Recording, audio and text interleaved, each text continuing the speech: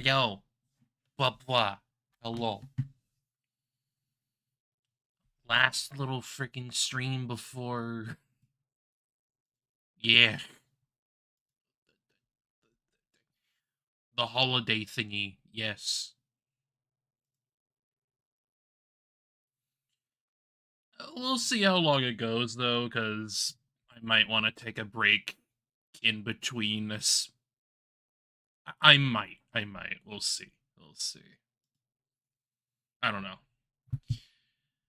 I just recall this case being relatively long. At least at a certain point, because they kind of bring up one specific piece of evidence like a lot. So I want to like at least see how far that goes specifically, because that was just from my first playthrough of playing it like many years ago.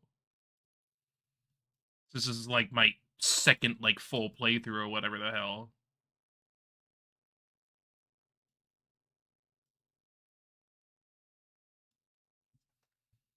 Bring it over. Bring it over. Ooh. Ooh boy.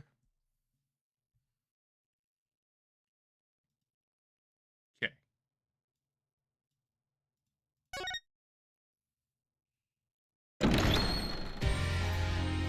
Yeah.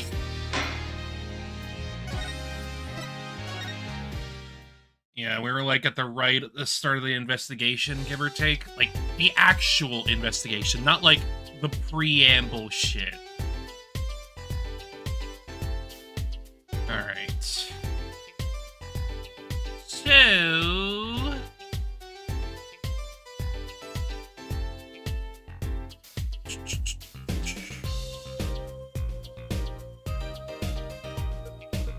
May as well start frickin' talking then.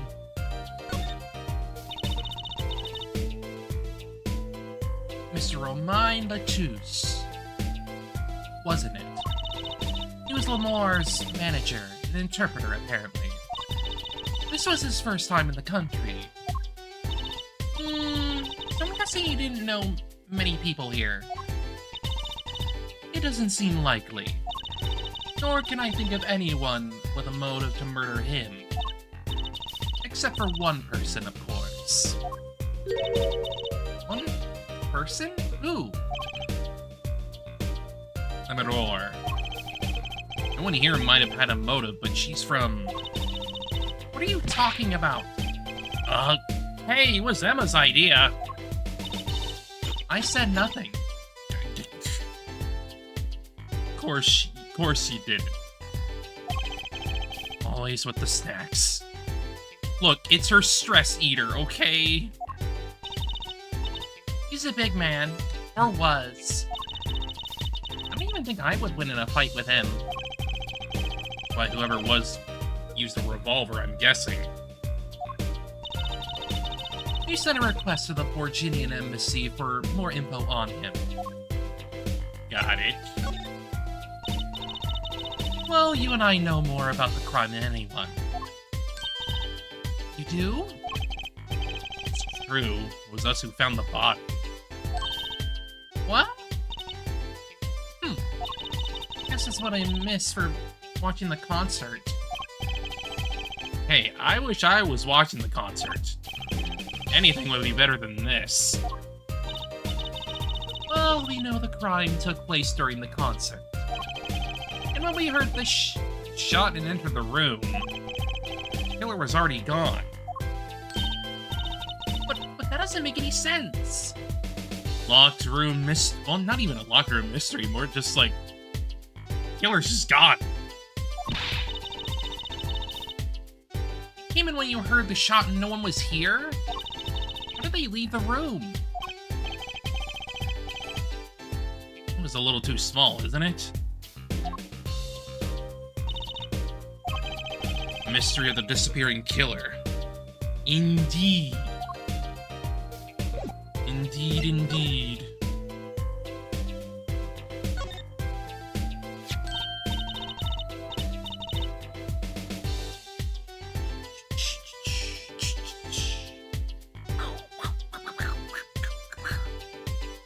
Oh, what a pretty brooch.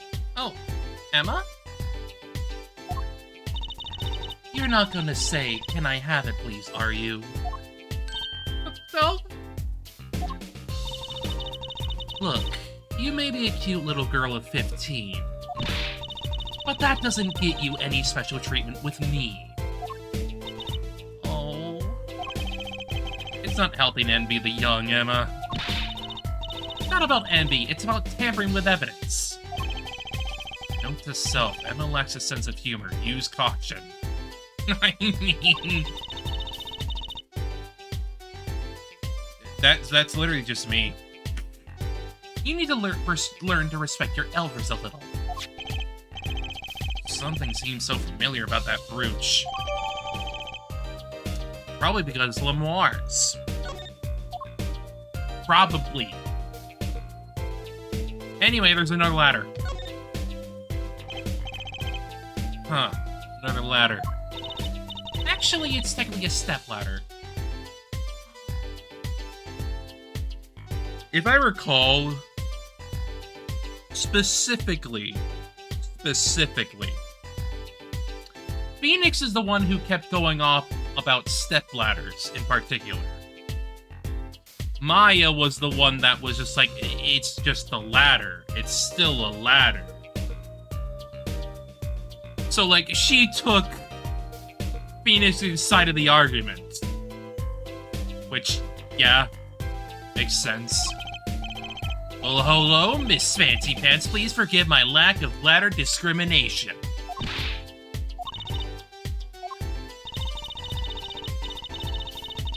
I'm less worried about the stepladder and more worried about why it's there. Why is the ladder there? Climb, right? Reach something on the ceiling? Yeah, like the vent. Still say it's a stepladder. There's your dear old dad. There's your dear old dad.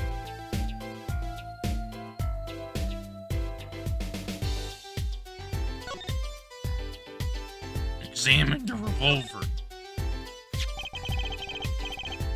It's the murder weapon, isn't it? This revolver? That's right, a big 45 caliber revolver. Wow. I wonder who brought this in here. Not only police were allowed to have one of these. Why are you giving me that look? I didn't do it. I didn't. Listen, I was out in the hall eating snackoos when it happened. I know! One of your thinks you did it, Emma. It's hard to tell with you sometimes, Apollo. Hey, what have I done? Wait, if the killer brought a revolver, it must mean they had planned this from the start. That's right? I would say so.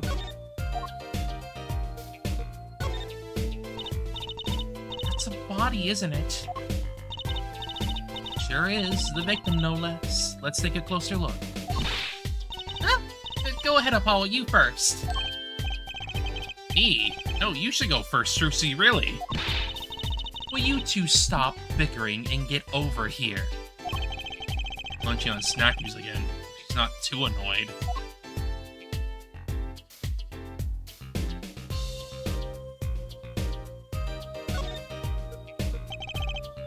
Clues here.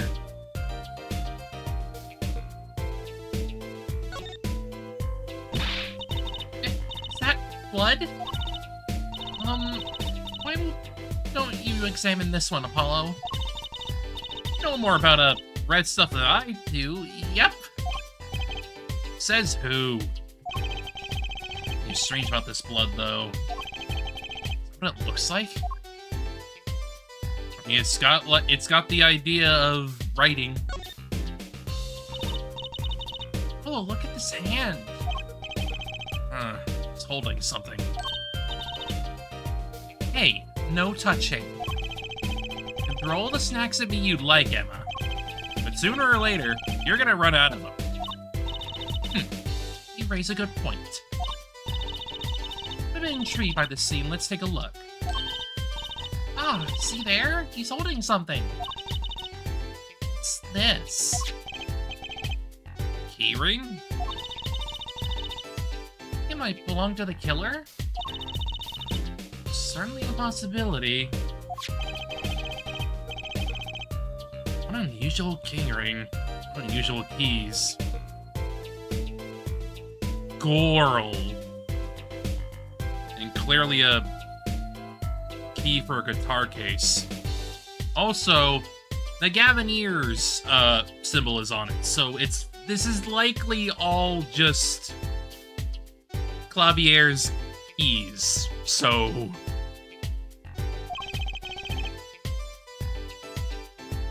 this could be a vital clue.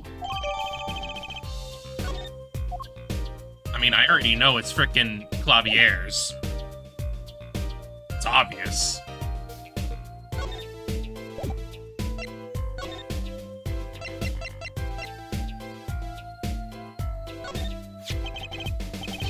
So this is the murder weapon?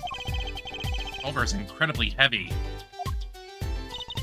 It's been fired twice. You can still smell the gunpowder. That's odd. What's odd?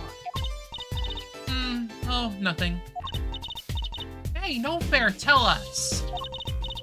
Just something about this revolver seems strange. Strange?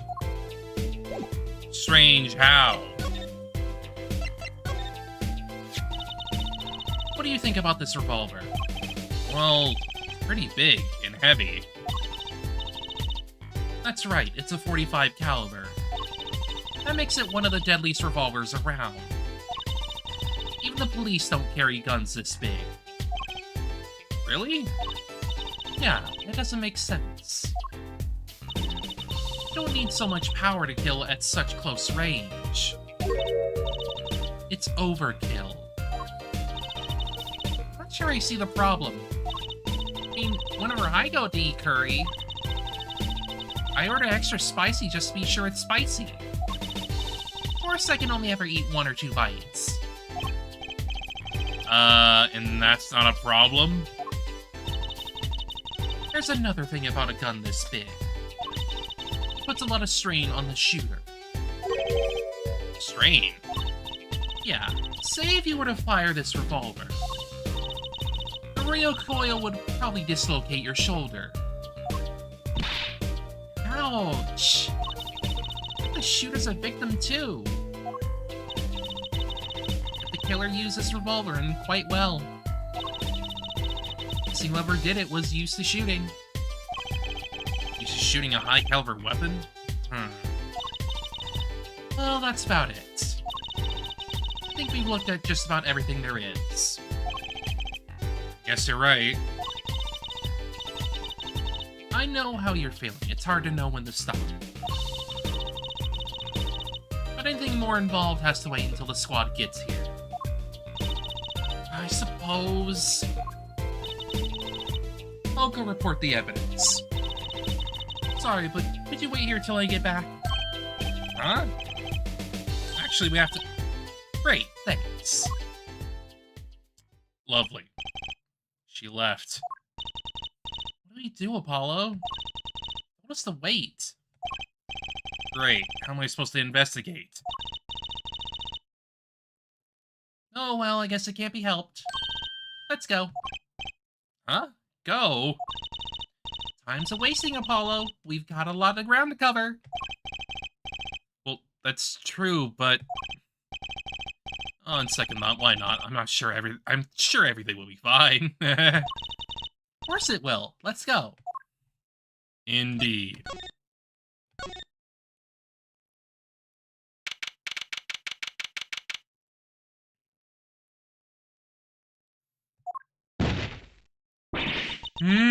Familiar. A very similar outfit. We didn't just imagine that, did we? He was wearing a silk hat. Friend of yours? Hardly. If that was, he sure looked suspicious. I don't know about suspicious, more like he stood out. That's closer to what it is.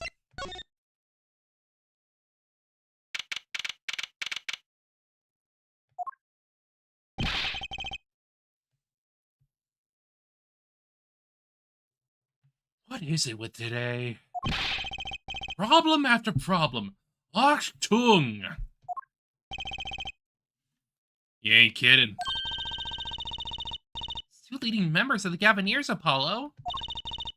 Clavier on vocals and Jarren on the guitar.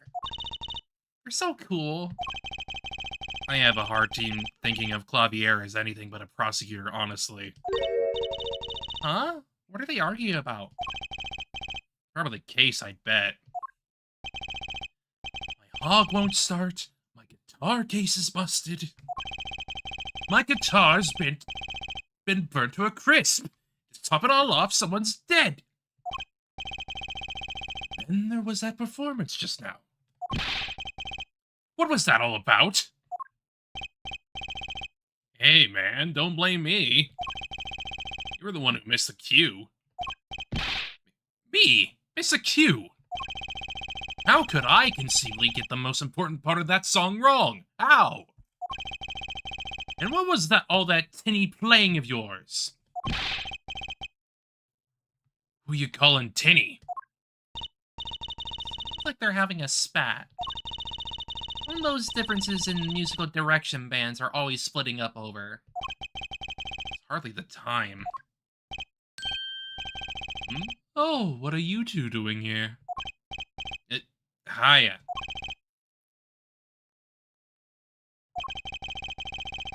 We were just discussing the investigation, if you don't mind. Sorry, wait, you were what? Listen. You need to confirm that with the Republic of Borgia, Detective Crist. Right, anything else? What did he just call him? Detective? Yes. This man's a detective, too. Ah, greetings. This man's fucking hair. Jarren Crist, Criminal Affairs Division 3. Hello? Criminal Affairs? Really don't know anything about the Gaviniers, do you? Something tells me that's about to be remedied. Indeed. Also another ladder. Achievement purposes. Look, a ladder. Guess they need one to work on the lights and such. Why don't they use a step ladder? Because it would be too short. I prefer step ladders, really. Is that so wrong? Not wrong, just, well, why do you prefer step ladders? They're so much more flexible than plain old ladders. I prefer my ladders rigid and stable, thank you. Lovely.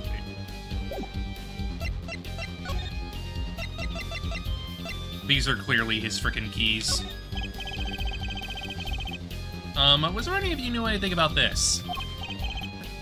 Does it look familiar? Familiar? It's mine! That's my key ring! I've been looking all over for it. What? This is yours, Mr. Gavin? I knew it. Polo! How can you make that I knew it face? The key ring that was... Yeah, I know. Thanks, anyway. So where did you find it? Actually, the victim was holding it. Like he was trying to keep it from the killer, even if it meant his life. What? The victim? You mean Mr. Latouche had my keys? Indeed. When will my trials be over? Speaking of trials, I never heard Mr. Gavin while in court like he has been today. Emma was right about the fop, I'll give her that. Apollo! Mr. Gavin, maybe we can help. Tell us about your troubles today. I really don't think that's... Tell us, and we'll keep mum about the key for now. Are you blackmailing me, Fraulein? Blackmail from the 15-year-old? Well...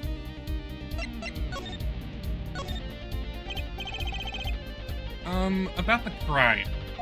Hey, Darth, how you doing? How's it going? Oh, I'm doing alright, give or take. I mean, I say that all the freaking time, but, like... For the most part, yeah, I'm alright. It's gonna be a little hectic tomorrow, but I imagine I'll be fine. I just need a bit of a... rest at a certain point. Yeah. But I'm glad you're doing good. I'm probably not going to be available for streaming tomorrow, which... It's because things are just going to be too hectic. I can't really get around to that. So... It'll probably just be a Friday stream again. That's really it. Can't really do much about it. It's especially because I'm gonna be more or less, like, away from home. Ah, gotcha. Fair enough.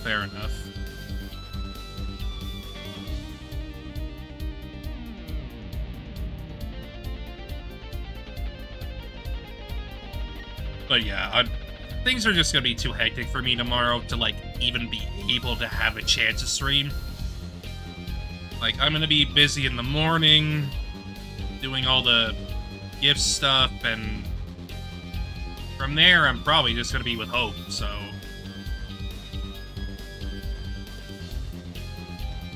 I just don't have time. For now, though, I don't need to worry about that, so...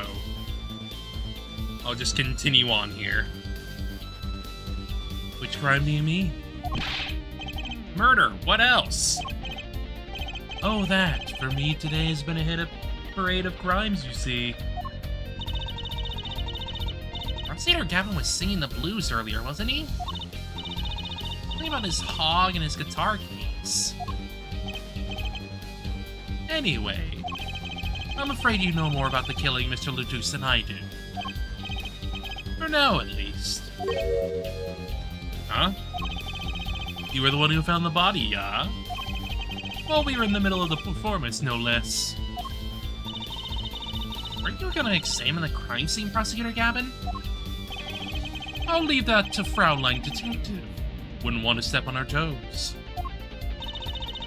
Not exactly best buddies, are they? Absolutely not.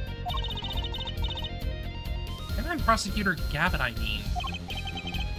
What to do next? We've already checked out the scene. Gavin may be right. It might be the most informed for once. Maybe Prosecutor Gavin can shed some light on things we found. I don't believe you, Apollo. How can you come to this concert and not know about the Gavineers? It's not surprising. Why, even our ancestors knew nothing of America's existence once. I know America exists. We're also technically in America. Very technically. Very technically. Because obviously in the original text, they're just in Japan. Here, it's in that, like, weird Japanifornia thing. That's just how the translation was decided very early on. So we're just in a weird spot. But that makes the translation kind of charming in that way. It just changes very specific things about lore. Especially if we go back to Great Ace Attorney. Oh boy.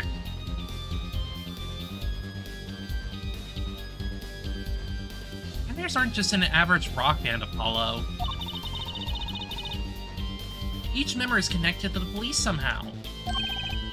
Police? The real police. By day they pack heat, but by night they heat up the stage. By day those lips interrogate. By night they sing songs of unrequited passion. Okay.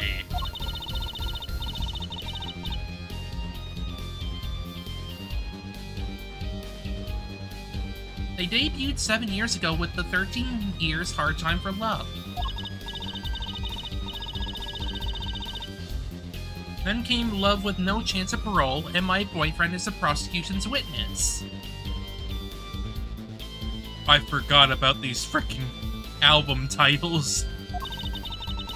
The list of hits goes on and on. This here's my right-hand man, Jarren Crist. I make the melodies and he attacks them with his guitar. He's a bit of a rogue, really.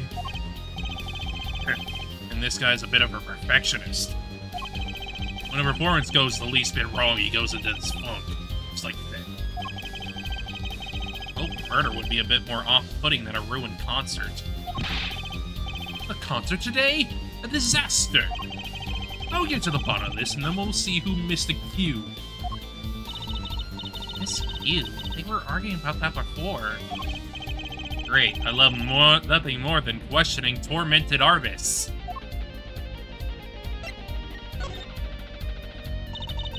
What's this Miss Q you keep talking about?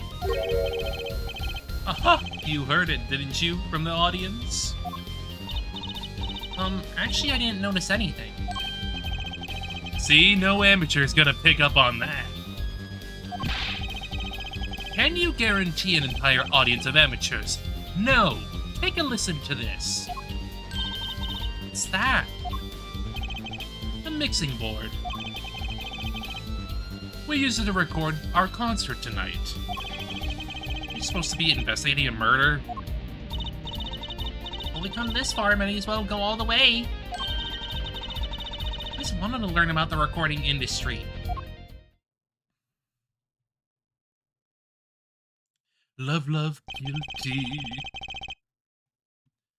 This is but one of the devices used in recordings.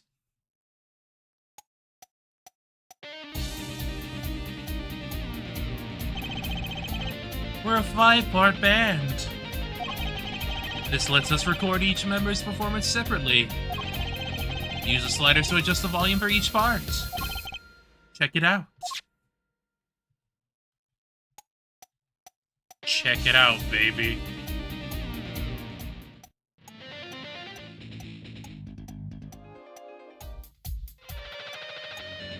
Having a little bit of fun with the music, are we? Wow, neat. Did you say hear only the drum part? Of course, that's how we'll find the criminal guilty of missing his cue tonight. I'm more concerned with the other criminal, the one who kills people. You want help on that case? Then help me with mine. I guess rock and roll comes before prosecuting. Let's begin. First, we bring up the part of the performance in question. You simply choose the section of the song you wish to hear in the uppermost bar. Like so. There it is. Now listen.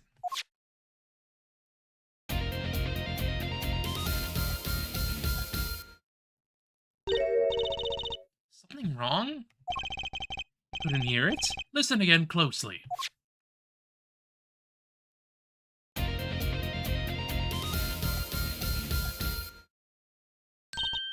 Ah, the timing's a little off, isn't it? You see? There, right at the most important part. And even an amateur can hear it.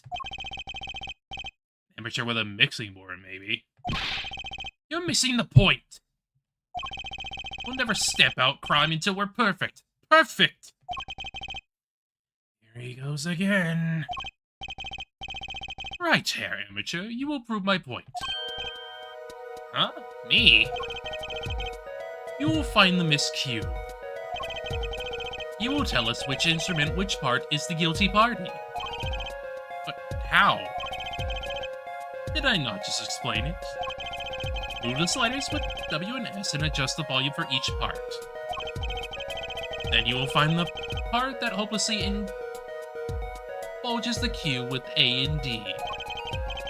You'll find it with your untrained amateur ears. Can you do a try, Apollo? I guess. Oh man, this looks kind of fun. First, a quick review. Yes. Yes. Yes.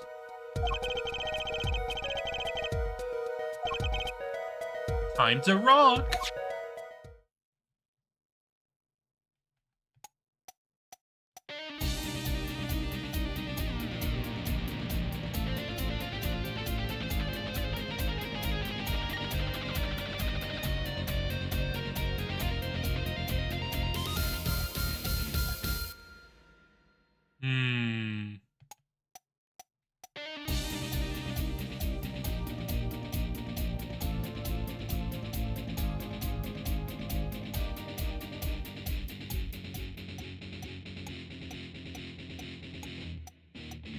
Oh, it's definitely 2.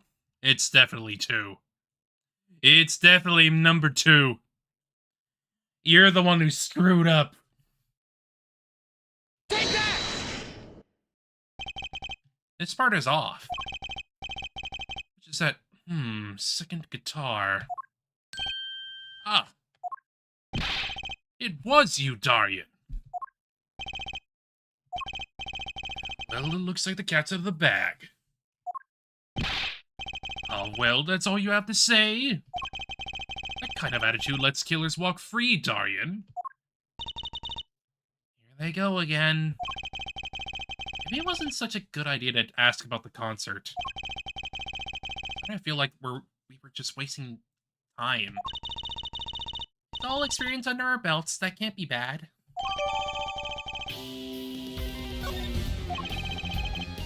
I can't get over the title for that song.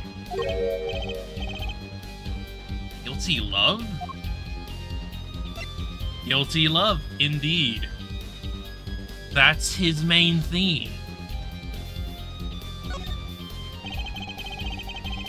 You were saying something about your motorcycle not starting. Something about your guitar case being busted. You're well informed. Mentioned it a few times. Ah! What happened this morning? All this keyring's fault. Keyring? It's one of my keys on it, yeah? My bike key, my car key, and the key to my guitar case. Wait, so this keyring... It disappeared. I thought I put it in my jacket pocket. Consider Gavin's keyring disappeared? I had to come to the concert by taxi, how embarrassing. In order to get my guitar out, I had to break the lock. This guitar wasn't the one that... The very one. Up in flames. And right on stage, too.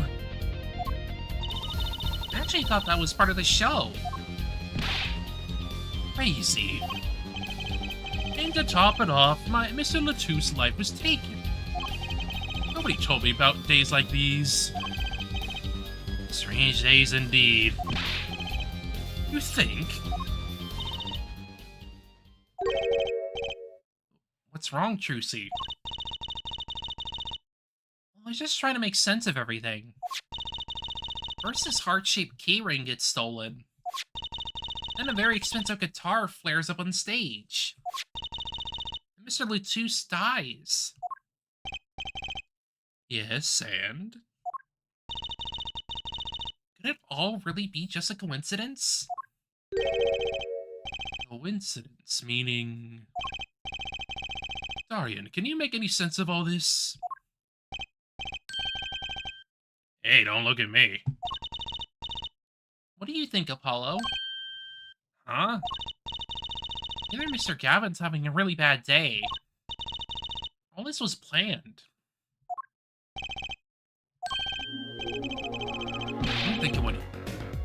You're thinking what I think you're thinking. Are you, Fraulein? I am. What? What? Hey, don't leave me in the dark with Spike here. The name's Apollo, but yeah, I agree.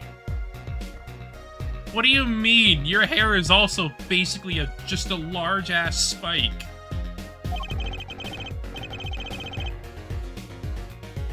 Don't leave us in the dark. What are you talking about? Don't you notice the connection, Apollo? Curious connection between all of Mr. Gavin's troubles today. Well... Yes, I have noticed. Something was bugging me, too. That keyring, and the guitar, and the body. Slow down there, Paul. You look a wee bit dizzy. He's bluffing. He hasn't figured it out. Fess up. If you're a man, you're as clueless as I am. Huh? No, give pair for it a chance. Let's see your evidence of the connection, shall we? Evidence? I better do something up pronto. Come on. Let's see it. What's the connection between all of Mr. Gavin's troubles? It's the lyric sheet. Take that!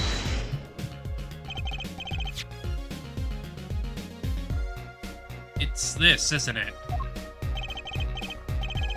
A lyric sheet. The guitar serenade. What's that got to do with anything? It has everything to do with everything. Though I wouldn't have believed it if the Fraulein hadn't pointed it out. What are you talking about, man? Enough with the riddles! Aren't you a detective? Riddles is kind of your thing. Maybe it's a coincidence, or perhaps it means something. Don't you think, Fraulein? I do. Everything that happened to Mr. Gavin today is predicted in the lyrics to this song. What? No way!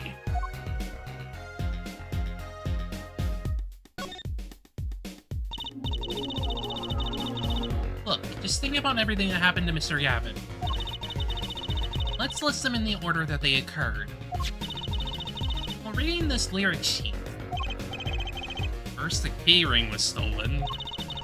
Not just any keyring, a heart-shaped keyring. That's right, that's right here. When you stole away the keys my heart held on to so tight. It's a heart holding keys. And next his guitar burst into flame. Burning in my heart, fire burned my love away. And then Mr. Lutus was killed. Like a bullet of love, fire take my life away. That's crazy. Yeah, no kidding. I think that's happened today here. This song predicted it all? Or perhaps it was the other way around. Huh? The criminal could have based their crime on the lyrics. Yes, it would be closer to that. Who would go through all that trouble? Someone who moves in mysterious ways, no doubt. I believe you stumbled upon something quite vital and quite annoying, Fraulein.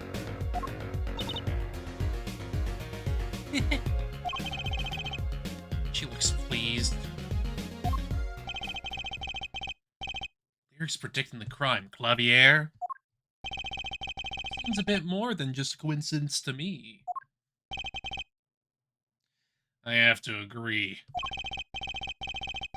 Keyring, the guitar, and the murder. keyring might have been dropped by accident. The victim was holding it. Hard to think that it was unconnected. It's true. Prosecutor Gavin's as calm as collected as ever. Criminal match their actions to the lyrics? That sounds likely. Why would anyone do that? While we think about that, I'm gonna get cracking on the biggest crime here. I'm gonna talk to the Borginian embassy about this Mr. Latouche. Alright, thanks, Darian. I'll leave the pondering of the mysteries to you. I'm out of here. Wow. A foreign national, Mr. Latouche was killed. Seems like that would have to be the point of all this. They'd born that. It left us not only a murder, but a mystery. Mr. Gavin sure is irritable today. Maybe this is the real Prosecutor Gavin we don't get to see in the courtroom. Part of it. I've had enough, frankly. If you find any more mysteries, do me a favor and keep them to yourselves, yeah? Yeah. Guess this is all we're going to get from Prosecutor Gavin. Leaves Lamore to the question. Prosecutor Gavin, do you know where Lamore is now? I had her go to my dressing room. That pianist, Machitobe, with Machitobe, of course. Seemed rather shocked by Mr. Latouche's sudden passing. Gavinier's dressing room. Got it. Indeed. Indeed.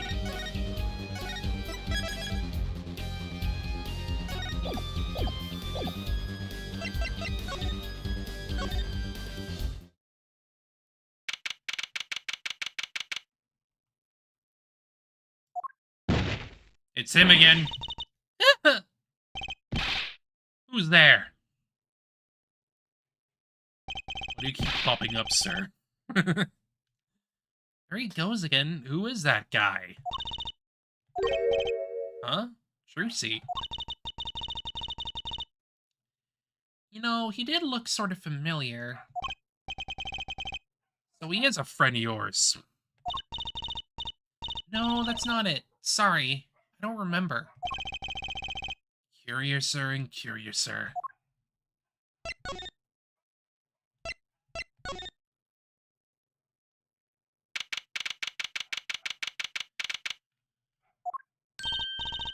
Ah, Lamore. What has happened? I thought Mr. Latouche has died. Lamore, you speak? You speak English? Ah, yes. I'm mighty here from the Republic of Borginia. But I am not Borginian by birth. Wasn't Mr. Latouche your interpreter? Ah, that's... yes, well... It was Mr. Latouche's idea. He thought it would add to the mystery, you see.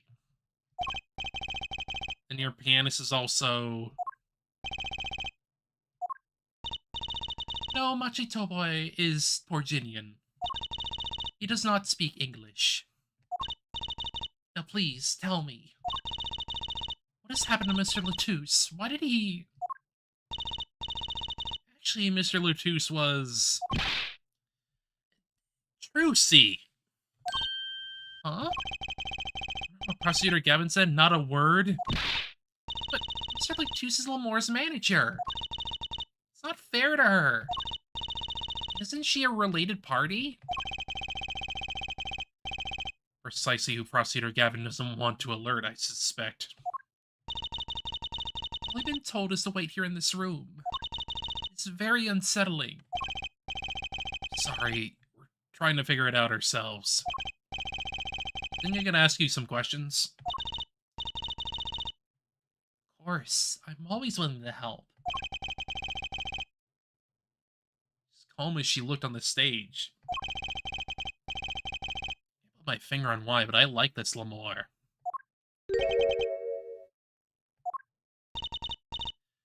is it, Machi? Will you be alone? What seems to be the problem? Machi, he's not good around strangers. He wishes to go out for a breath of fresh air. Would that be alright? Sure, of course.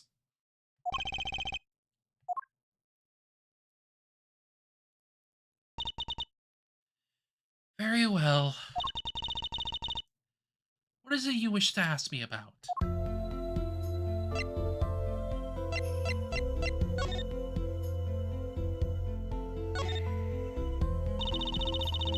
You see the words written upon the postcard. They say a landscape painter in sound. Landscape painter in sound? A nice image.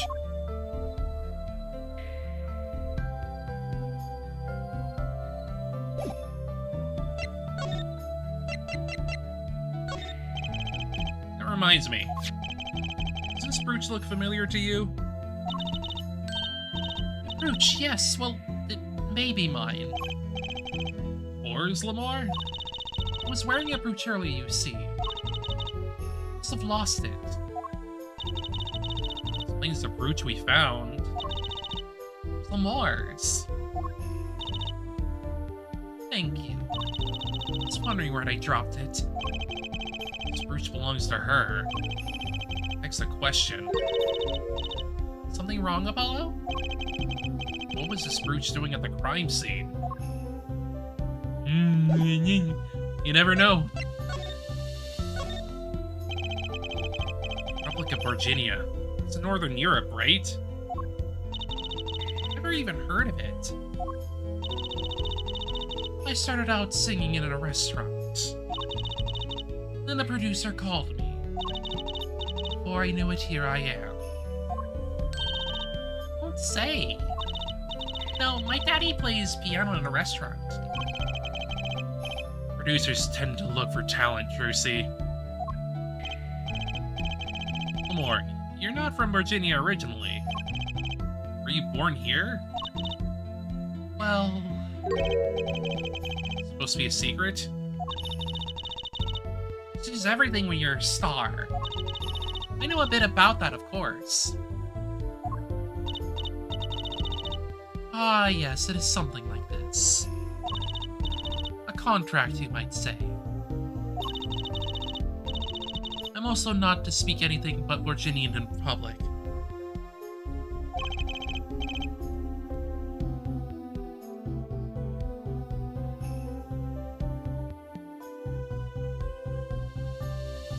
Image is important, I guess. She's not all image, though. Her songs are lovely. A real landscape painter in sound. Painter in what? Travels the world, turning the sights she sees into music. That's the secret to your music's beauty, right? You're very perceptive. Oh, I use your songs all the time in my stage act. I don't have to pay royalties for that, do I? Stop while you're ahead, Trucy. This landscape painter in sound too is an image. Yet without it, my songs would not be so widely heard. They even call you the siren of the ballad, right? Yes, in Virginian, Lamar means the siren. I fear that perhaps already I am not the siren I once was. That's also in relation to what Mr. Latou said. He said, the siren.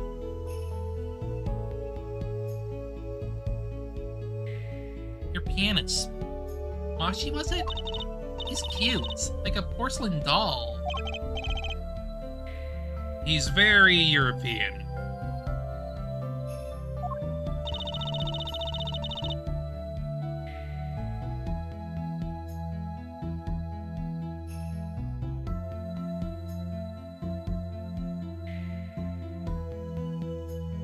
I met him while singing in restaurants in Virginia. He is an orphan, yet his playing is exquisite. Soon he came to live with me. Like a fairy tale almost. I notice he hardly leaves your side. Yes, well, he is blind. At first I hesitated dragging him across the world. Doesn't speak English either, does he? He had never left Virginia before we met. I made his presence part of my contract. Machi and I together are l'amour. Together, always.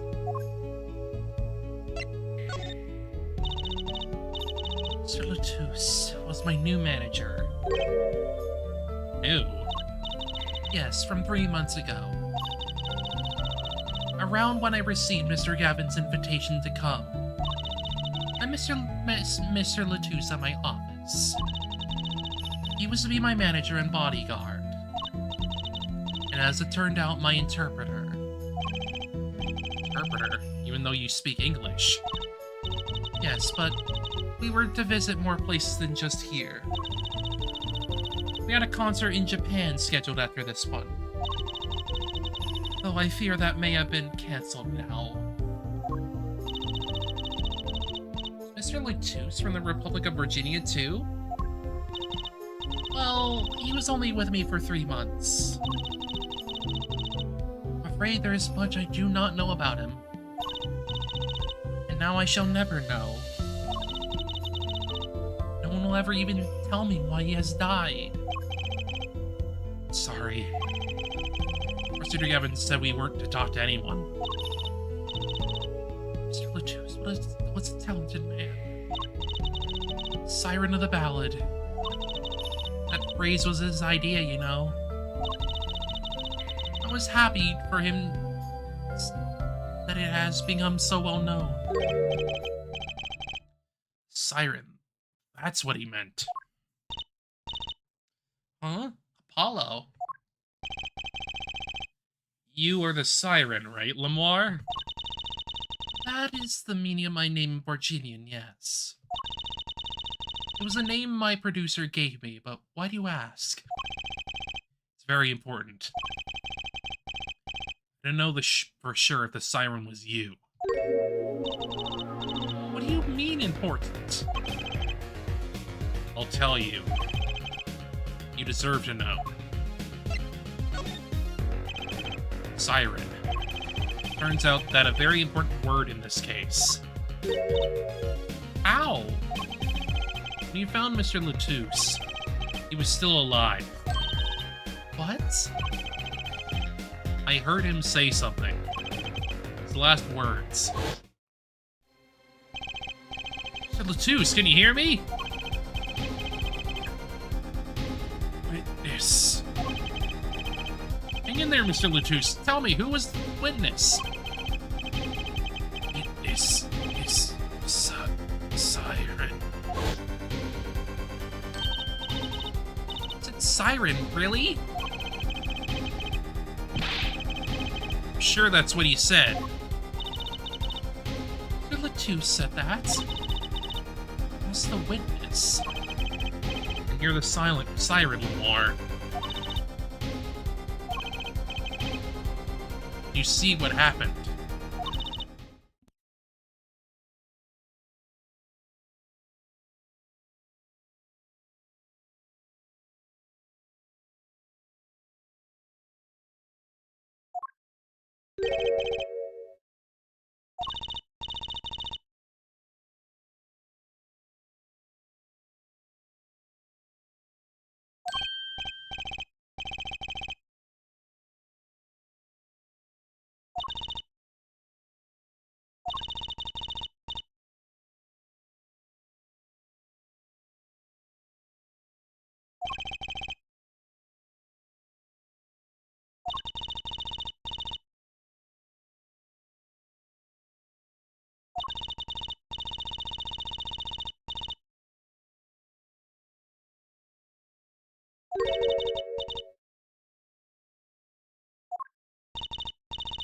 Oops, I forgot to switch back. I forgot to unmute myself for a second. Whatever. I am sorry, but I cannot answer your questions. I'm afraid you lack the authority to ask them. Why? When it's a crime, why won't she tell us? I believe we are through here. I believe so. Oh boy.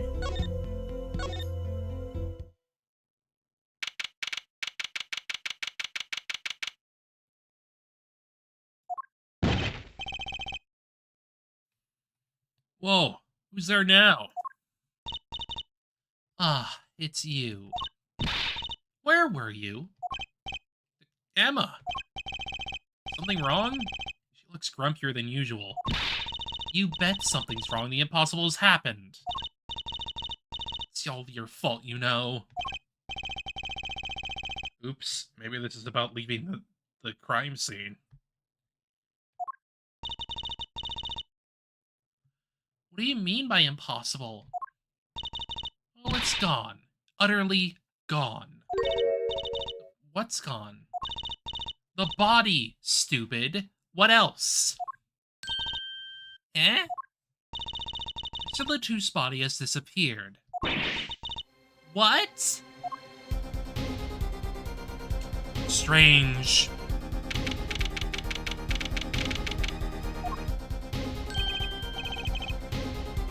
Prosecutor Gavin. From your voice, make and stare, I gather you've heard the news. I heard Mr. Latouche's body has gone missing. Look for yourself. Quite the pickle, quite the pickle. How can you just stand there? We have to start the investigation. No need for alarm, Fraulein Detective. All entrances and exits have been sealed.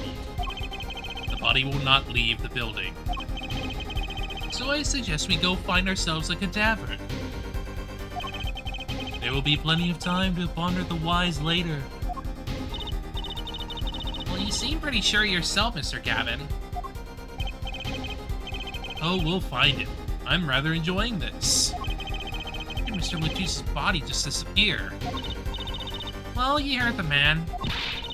Let's get searching. Hey, I don't know if this is exactly the right time, but... Yes, Darian?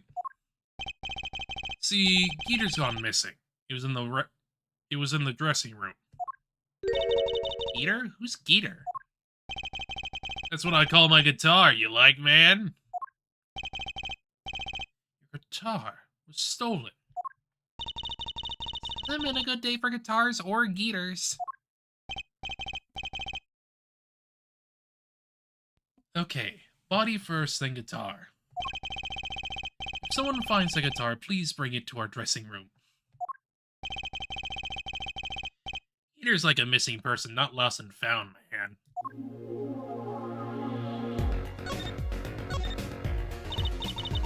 Oh, this sure is a... what did he call it? A sausage? No, wait, it was a pickle. And it's your pickle. I told you to stay in the room. Sorry, I just gonna say. It's alright. Top priority now is finding that body. You can make it up to me later. 10 bags or so of chocolate snack. Chocolate snacko should do the trick nicely. You should watch your sugar intake, Emma. No. No. She refuses, and I'm not letting you.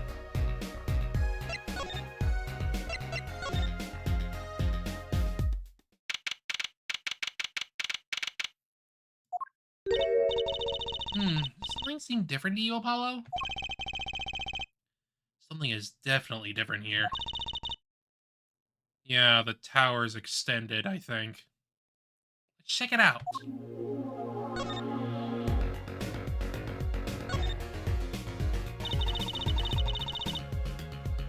The stage there must have been lowered before. tower that Lenore and Prosecutor Gavin were singing on. Just erased it. See a way to control it from here. Apollo, what about that ladder against the wall? You could use that to take a look up. Maybe we should get Emma. What are you talking about? We have to see this sort of thing for ourselves. I'm not so good with heights. Stop whining and start climbing.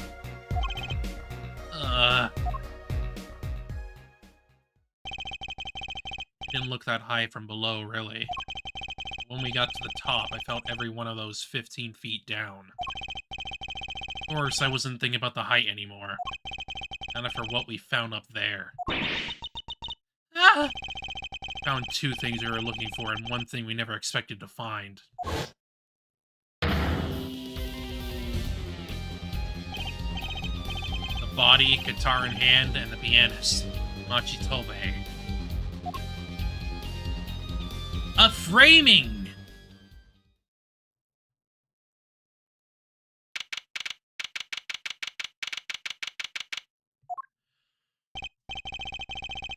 Oh, that concert last night sure went south in a hurry. No kidding. Why did they arrest Machi? Why? Look at me like it's my fault. Machitobe, the blind pianist.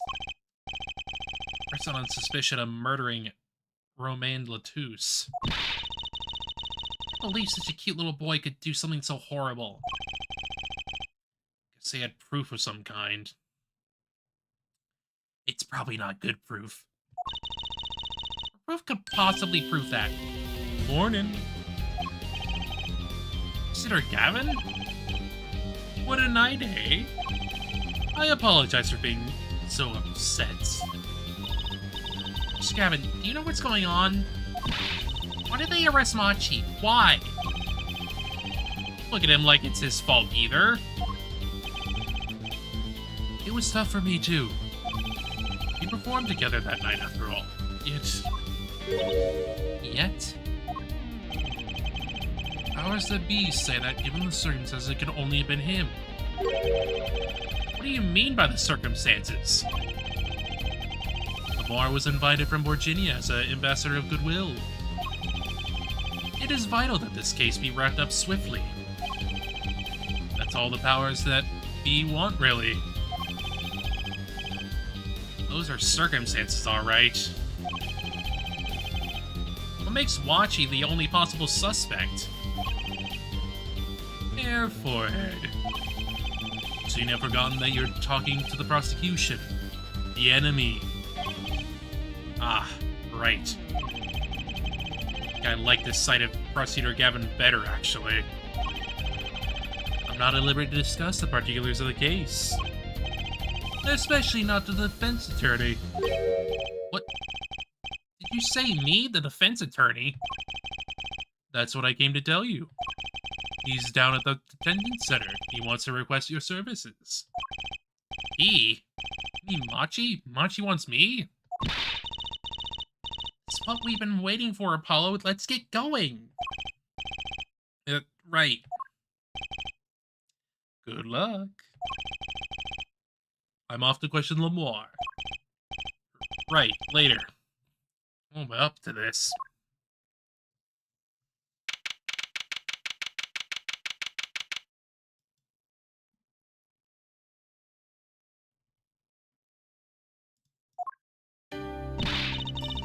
I just don't get it. I refuse to believe a cute little kid like that could do something so terrible. You said that already.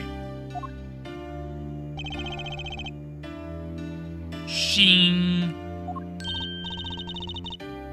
Machi, everything's gonna be okay. We're here for you.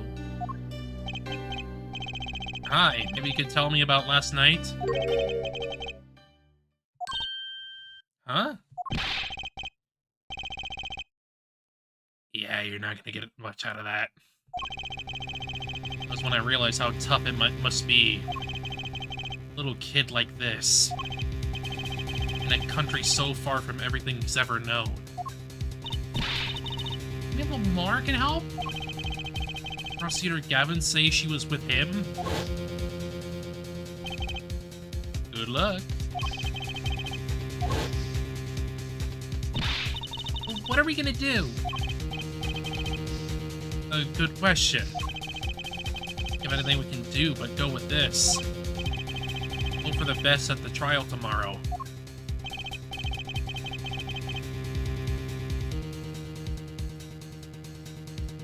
Not much you can do.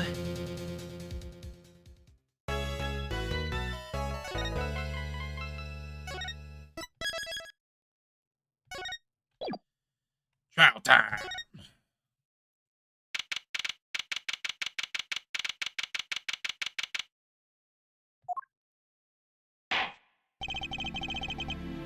Court is now in session for... How do I say that? Machitobe, Your Honor. The pixie of the Arpeggio. Right, his trial. Court is in session. Defense is ready, Your Honor. The prosecution is A-OK, Herr Judge. Very well, Prosecutor Gavin. My opening statement, yeah? Oh, no, actually, there was something else I wanted to ask you about. Yes? Say you're going to visit someone in the hospital with incurable disease. What do you say to them? Eh? I mean, you wouldn't say get well soon, right? You'd only be kicking them when they're down.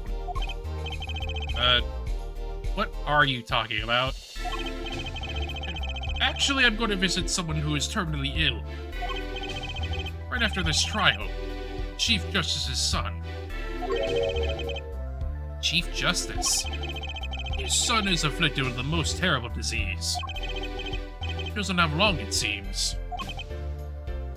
Ah. So that I go pay him a visit. But saying something moving might be the order of the day. Why don't grown-ups ever just say what's on their mind instead of pretending? Looking at me with something like disgust. Hey, what are you looking at me like that for? In any case, I'm a bit busy today, so let's wrap this up quickly. Prosecutor Gavin, your opening statement briefly. You're in luck, Herr Judge. I believe you'll be going on your hospital visit sooner than you'd like. So do you think? First, to review the victim in this case. Romain Latouche, age 35. The golden manager for diva songstress L'Amour. The cause of death, blood loss due to being shot by a large caliber revolver. This report has all the details. The court accepts this into the evidence. .35 caliber, that's quite large, isn't it? A grit from that could knock a man off his feet.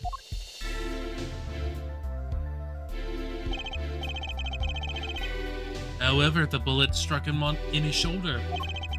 The damage to the body was slight. Death was not immediate.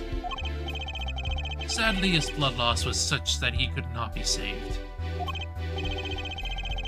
So the victim's condition could have been much worse, considering.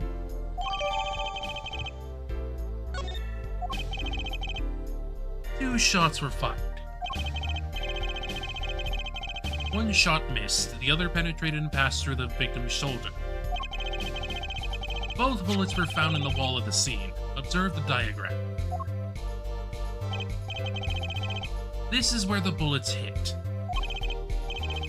I see, the court accepts this evidence. We're talking about a .45 caliber revolver. Must assume that the killer was adept at the weapon's use. Really? Yeah, apparently weapons that size have a powerful kickback. Say the judge tried to fire one, it'd break every bone in his body. The defense will take more care in choosing examples.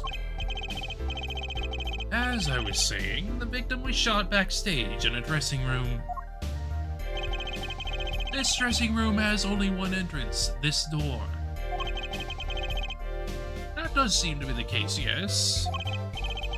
However, there were witnesses who heard the gunshots. What about you and Emma, huh? Yet when the witnesses entered the room, it was empty, save for the victim's body, of course.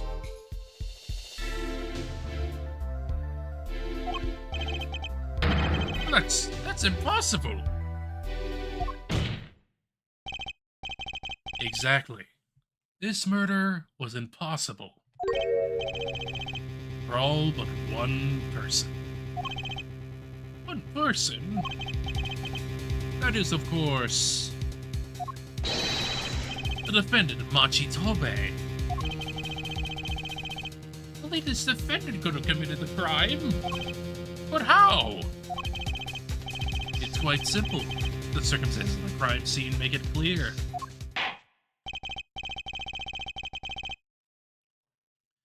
Very well, I assume you have this testimony to back up this claim. Please show the witness to the stand.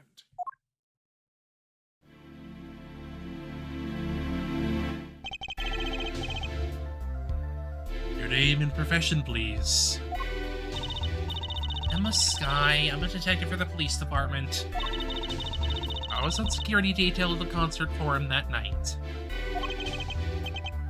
Emma seems tired somehow. Security at the concert, you say? Some security I was couldn't even stop a murder. Oh, don't blame yourself. Things like this happen. I made even bigger mistakes in my career, you know. I'm sure that makes her feel much better. I want to hear about these bigger mistakes. In any case, because you were on the security detail, the crime was quickly discovered. And we were able to identify the killer. You may give the court your testimony if you would. Describe the circumstance of that day and your discovery of the crime, please. All right.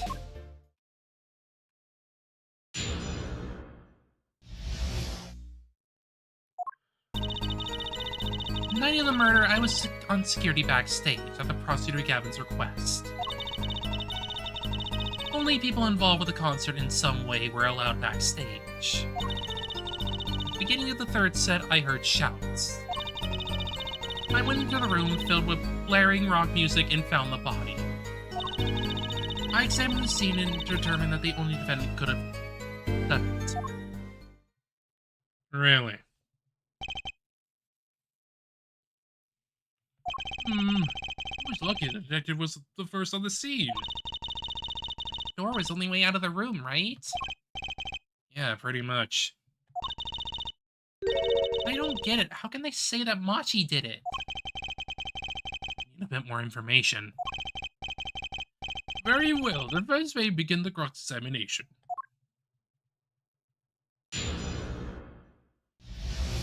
I'm gonna press the hell out of you.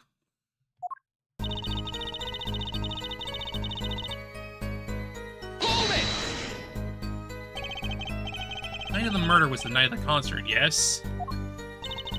That's right. What was the detective doing on security detail, might I ask? It was only a concert. My thoughts exactly. But orders are orders, even when they come from rock fields. Consider Gavin? Yes, allow me to explain. It smelled something that day, you might say, the stench of conspiracy. That day at the concert hall.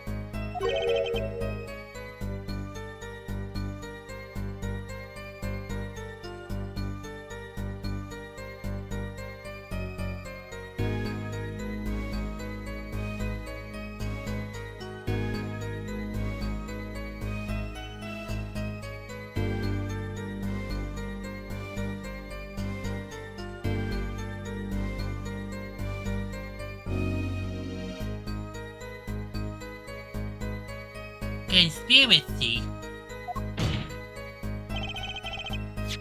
Well, isn't it obvious? My keys, the whole morning, no, the whole day was ruined. It's all because someone stole my keys.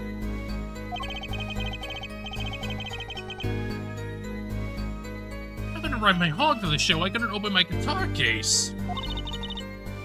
There he goes again. Isn't it possible you simply misplaced them? Misplaced them? Misplaced items don't just wander into a murder victim's hand on their own.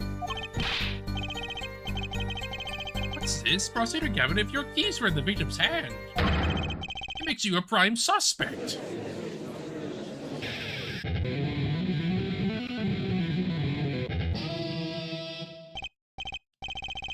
Love, slow acting and new. Interwinin is waiting for you. He's saying something. Everything with this guy have to be so over the top? Yes. The killing happened in the middle of my concert. I was like a sailor adrift on the sea of sound. Anyway, I didn't want anything else stolen. So I put the detective with those time on their hands on the task. I see, I can accept that. Well, I can't. What do you mean, time on their hands? Please, the testimony.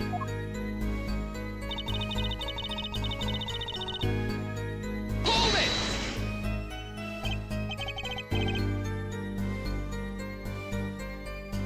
We were let in, though. I don't know about that. I certainly didn't invite you. I gave the Fraulein special permission to be there. I wanted to see her again. Oh boy, did you hear that? We're officially involved now. Gee, great. Some hangers-on tried to get backstage, but I drove them off. So no other outsiders were there then.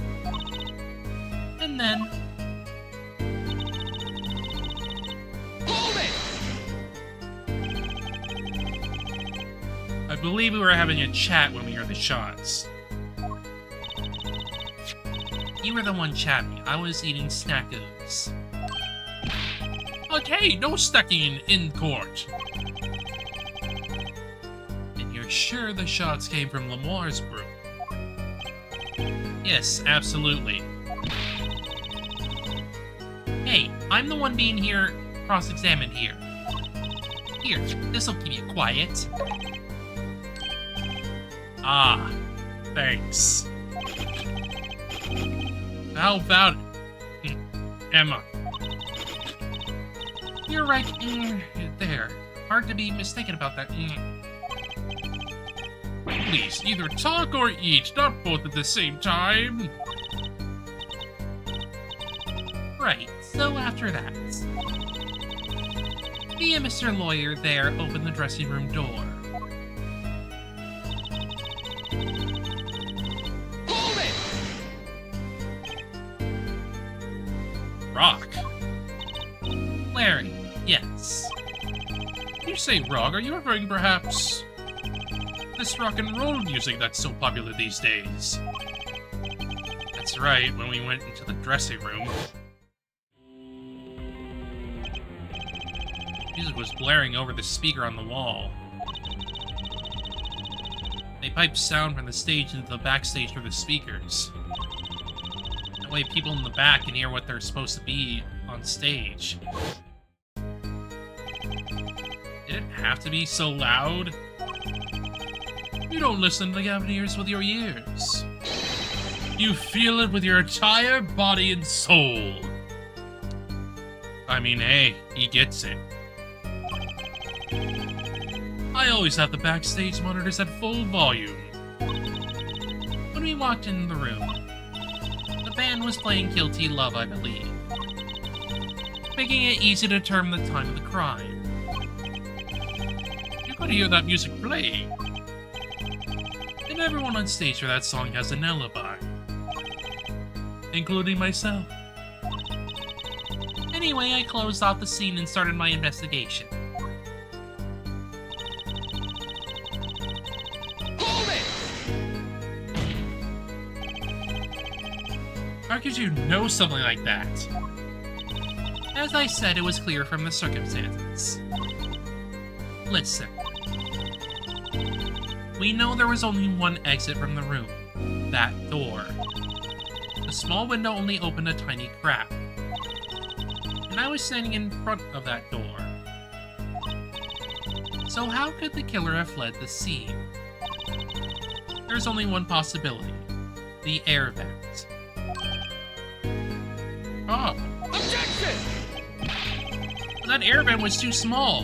Who could possibly... Exactly. There's certainly no way you could get through, nor me. The only one who could fit through was a child. Child? Remember, access to those rooms was limited. Only those involved with the concert were allowed. And of all the people involved with the concert, only one is small enough to be considered a child. Defendant? The pixie of arpeggio flitted up toward the sky and disappeared from the scene of the crime. Objection! That's just conjecture. Oh, there was no other way out of the room. You were there, you should know, Hair Forehead. And there is another vital piece of evidence. Evidence? What? Marks were found on the air vent grill. Traces that had recently been opened. Wait, what? And something else was found quite clearly. The defendant Machitobe's fingerprints. What? Go, blind boy, go! Go, blind boy, go! That air vent was the only way out of the room. The defendant's fingerprints were found on the grill. Well, Hair Forehead, what fairy tale does this suggest to you? One could pass through that vent, that doorway to heaven. And that one is our pixie.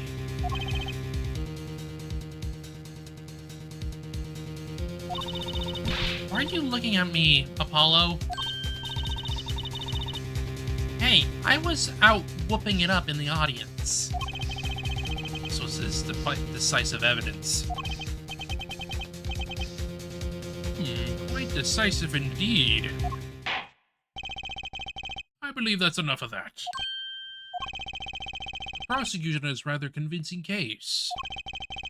The only way in and out of the crime scene was watched, making the defendant the only one who could possibly leave the scene. Simple and decisive. Ugh. I believe we've heard enough to determine our verdict. Even it wasn't in a hurry to make a hospital visit. I'm sure the Chief Justice will appreciate the gesture. Unfortunately, we have no direct witnesses. Fortunately, the criminal has left decisive evidence for us. That will be enough. It can't be over already. Very well, I believe this trial is finished. If the defense has no contradicting evidence, the prosecution has presented our proof clear and plain. If you have contradicting evidence, it better be clear and plain. Apollo, they've got us on the ropes already. Better come up with something quick. No, I know. Think what can get us out of this. Need evidence or a witness that can prove Machi is innocent beyond a doubt. Call witness. Duh. Not that. Mr. Justice, do you have contradicting proof that can overturn the prosecution's case? If you do, you better tell us about it now. This is it. It's so soon. Mess this one up, it's all over. Court wants contradicting proof. Prosecutor Gavin, you claim that there were no witnesses to this crime. Are you absolutely sure? Absolutely. I swear on my career as a prosecutor. And on my million-seller hit song, Enter Quinine, My Love. There he goes again. That's too bad, because there was a witness. Oh, really now? But how do you come to possess knowledge the prosecution clearly does not?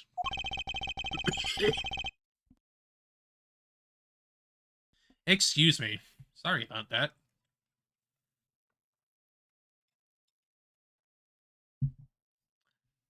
I had something go down my freaking throat. Yeah.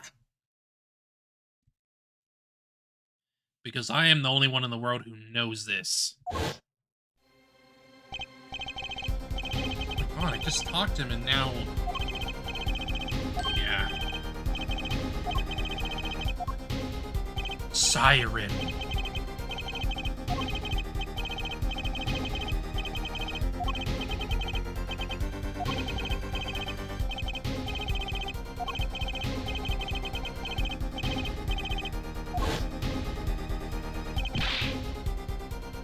What? Jimmy said this before he died? Perhaps he did, and perhaps he did not. What do you mean by that? All we know is what Hair Forehead says he said. It's no testimony, especially since it comes from the defense attorney himself. Objection! But it's the truth. He said it. I even told you about it. But apparently you ignored me completely. It's my policy to fully investigate everything I deem relevant. Clearly, this rookie lawyer thinks he can tell me how to do my job. That's enough. Mr. Justice, we need clear contradictory proof from you. This witness of yours, unknown to the prosecution. I hope you're right. Theo carries a stiff penalty. Perhaps a stiffer penalty than usual is called for. Ugh, there's no backing out now. Let's hear the name of your witness, Mr. Justice. Lamar herself. Take that!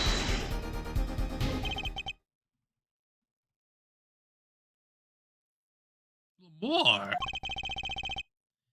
Recall Mr. Lutu's last words.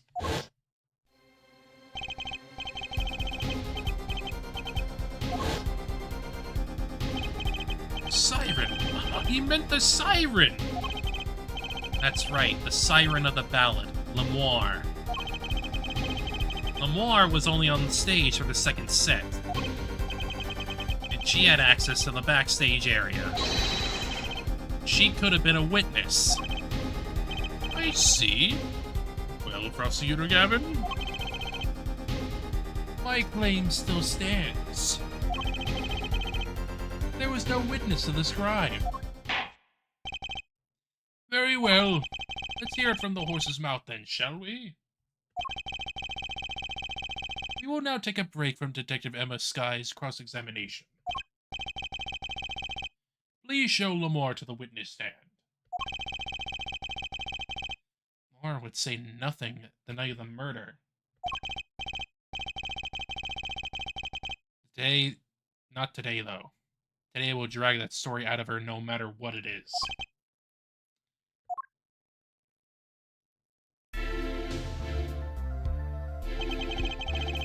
It is my distinct honor to welcome the Siren of the Ballad to the courtroom. We're too kind. Oh, you speak English? Yes, I can. Though I am not very good, there is much I do not know. Speak so well. Have you spent time here before? Actually, I do not know how I came by my knowledge of your language, nor where I studied it. What does she mean she doesn't know? I too thought to call her as a witness, but I did not. I had a reason, of course. What's that? Lamore suffers from amnesia. Amnesia? Lamore is not my true name. Yet I remember nothing of my time before I was given it. Nothing of the time before I started singing on stage. Oh, she's even more mysterious than I thought. As lauded singer Lamore, she lives a good life. There are little difficulties for her thanks to her success. Yet I do not wish to subject her to unnecessary stress. I see. Here's surprisingly little about people's past.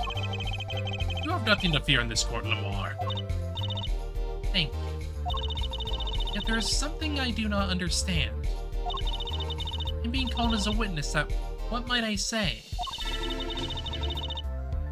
Tell me anything of what happened. Lamore, let me be frank. I did not want to ask you up here to testify. Yet the young gentleman with that white void over there was adamant that you stand. Oh my. Congratulations, Apollo, you're the bad guy. Well, now that you're here, please give us your testimony. If nothing else, the sound of your voice is welcome. Tell us what you saw the night of the crime.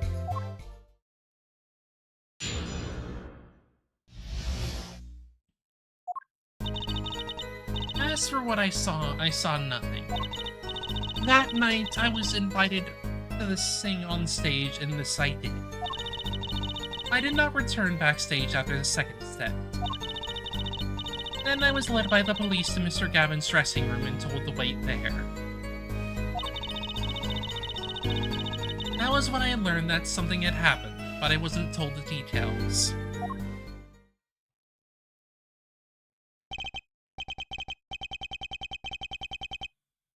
I must say, you sound wonderful just testifying. Probably was too distracted to hear what she was actually saying. There you have it. She saw nothing that night. Now we can only pray that the defense has the sense to admit defeat. And refrain from detaining her longer than it need be. Wow, you just got better, Apollo. Way to go. Yeah. Very well, Mr. Justice. Keep it short and sweet. Lamore wouldn't talk to me the night of the crime. Must know something, I've got to find out what.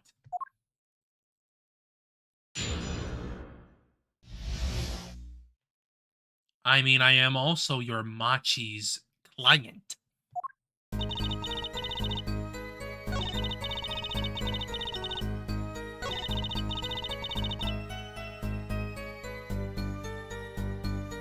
Incorrect. Your brooch was in that room. Objection!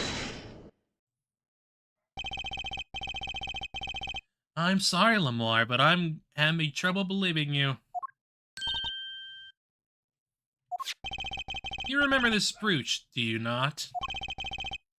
Why, that's Lamore. She was wearing it for her song. Care to add to the testimony, Prosecutor Gavin? What? This brooch was found after the murder took place. At the very scene of the crime. What?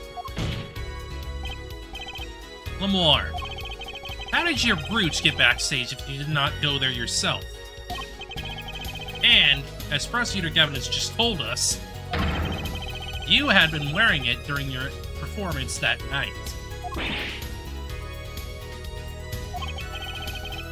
What is the meaning of this? Lamore, please explain. Lamore?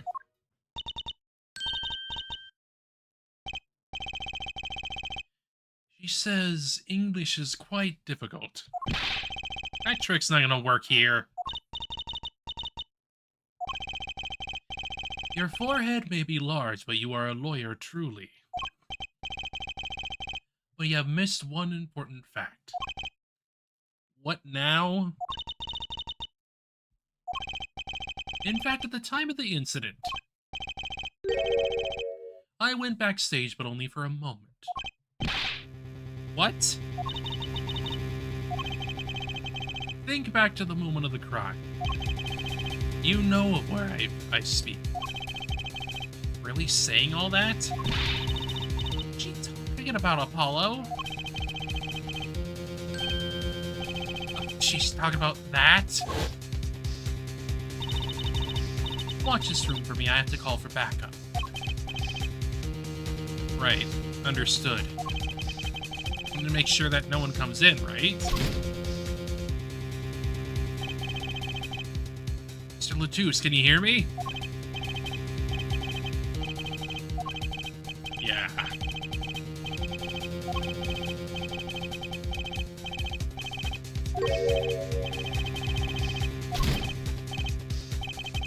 That's the moment.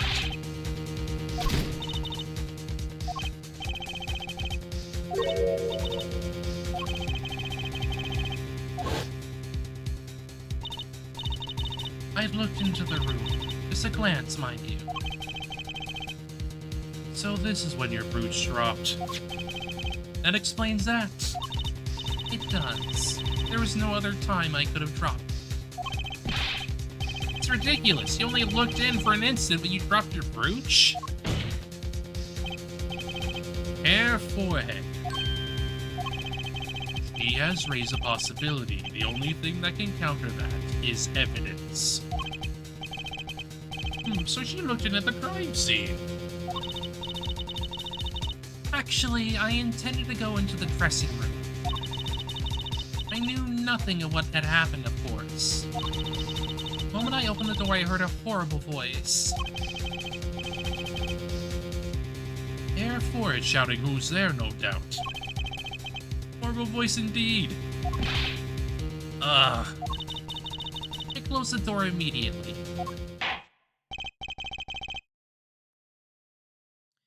Oh, that explains the brooch. Let's return to your testimony.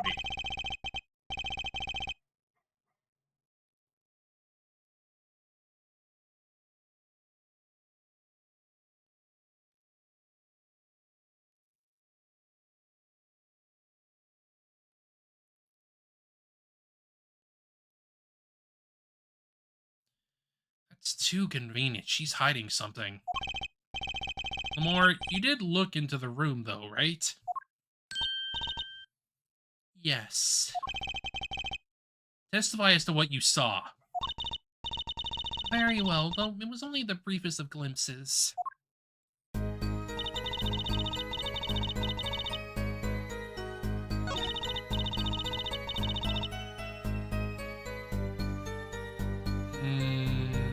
Here.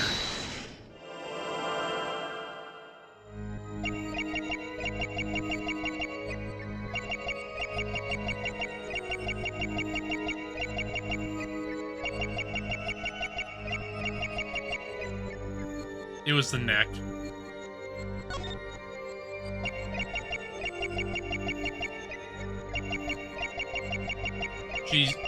She is gulping there.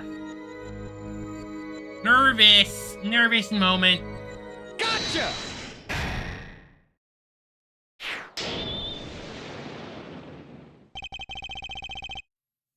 The late Mr. Latouche's body, you say? Yes? You know something more about Mr. Latouche's death than you're saying. What? I could see you trying not to remember, but the effort made you swallow. You can't fool my eyes. It is true. It was so terrible after all. Mr. Latouche have to be shot. One moment, Lamar. Yes? What was that you just said? Why did Mr. Latouche have to be shot? Yes? She was hiding something, I knew it. Lamar, I'm afraid you haven't realized it, but your words just now contradict your testimony. How could that be? Take this.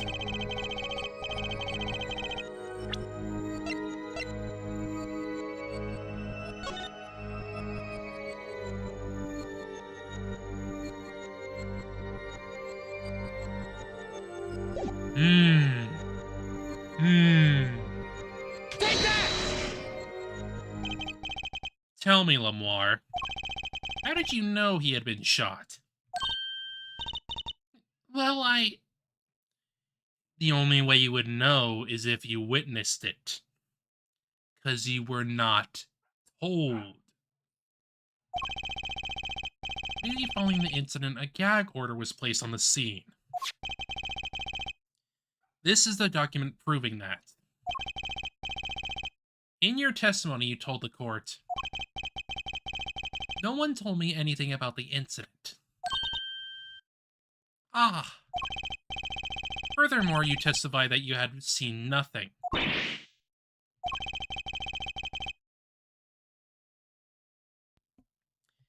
Yet you knew that Mr. Latouche had been shot. How could you have known?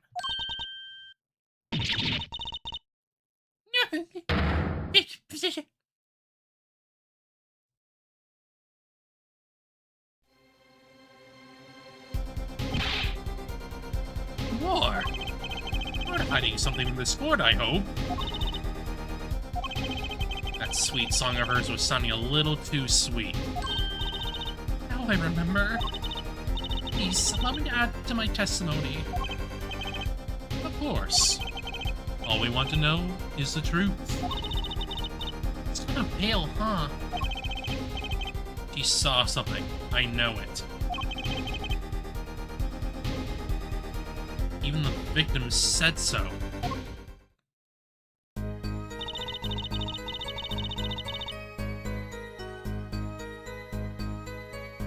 How?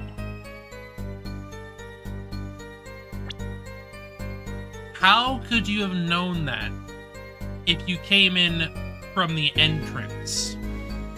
You would have only have known that if you turned around. Objection! Lamar, they call you the siren of the ballad, but lies are hardly becoming of such a creature. A put-down worthy of our prosecutor, Mr. Justice. Such put-downs are hardly becoming of you, Apollo. Stop polishing your foot and start polishing your character, yeah? Come on, can't I be cool for once? Observe the diagram. Lamar, you looked in from the door for just a moment. Which, if that's the case, you would not have seen the bullet holes.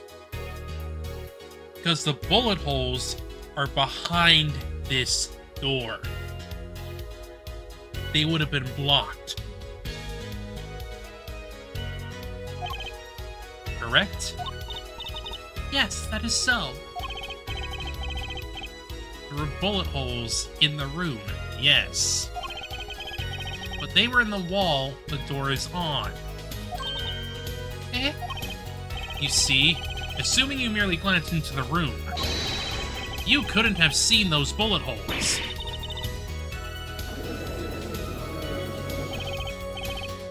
More. Yes.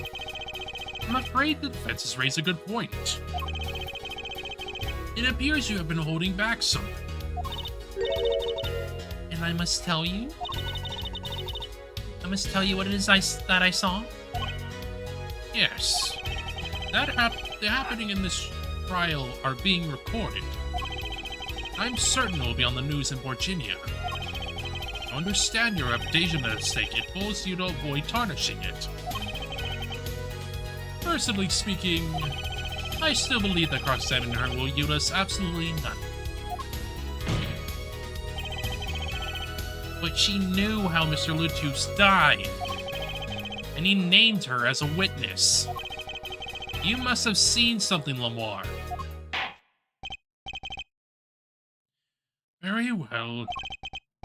Lamar, please continue your testimony. Very well, I shall.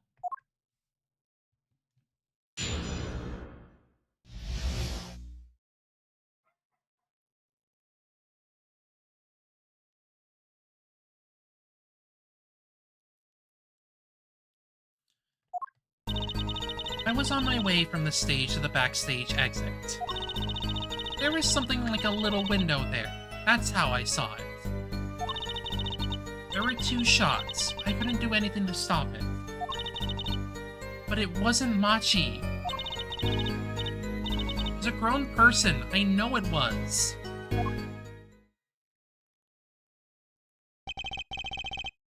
So you did witness the crime. The killer was a grown person, you say? Ah, this is my first time hearing this, I assure you. Nice play, Hair Forehead. Very well, Mr. Justice, you may begin your cross-examination. Great going, Apollo. You were right about Lamar.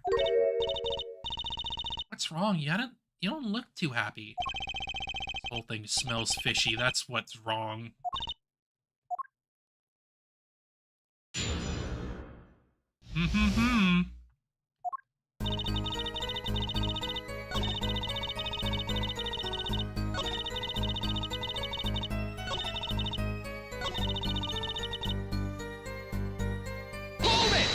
What about that? A grown person, that's a little vague. Sorry? Skill with your language is lacking, I know.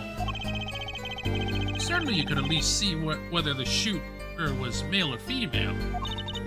It was a man. A young man. You're sure of that? Yes, his voice was quite clear. Voice?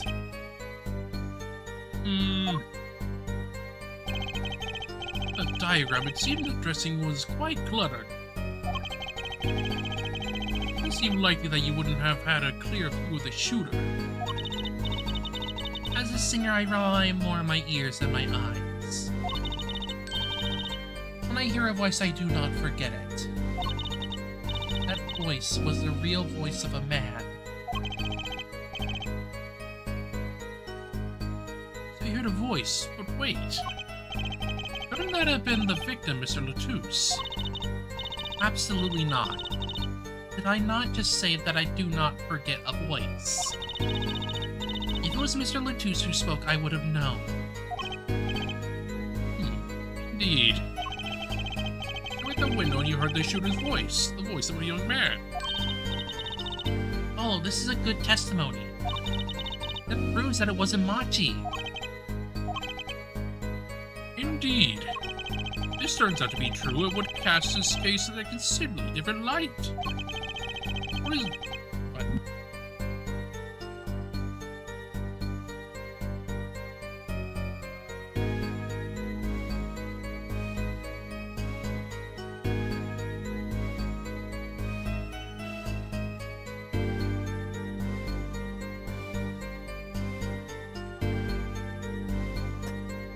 Just need to talk a moment.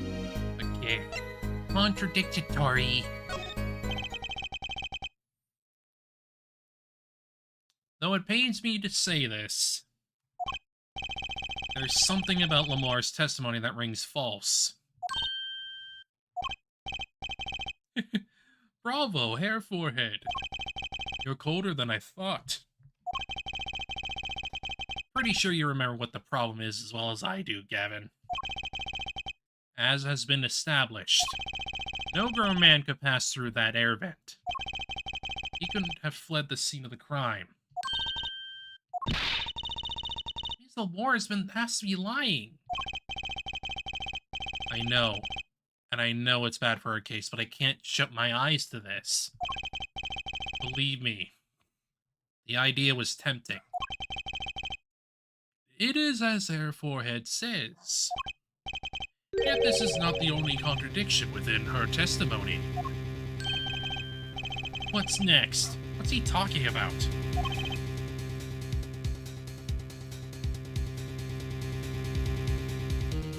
Lamar, I understand why you would want to protect Machi.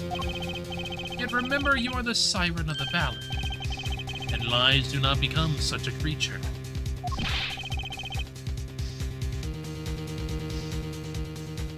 What does the prosecution mean? 'Cause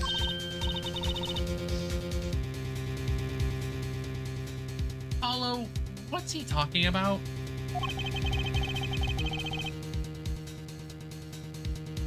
How come no one bats an eye when he says stuff like that?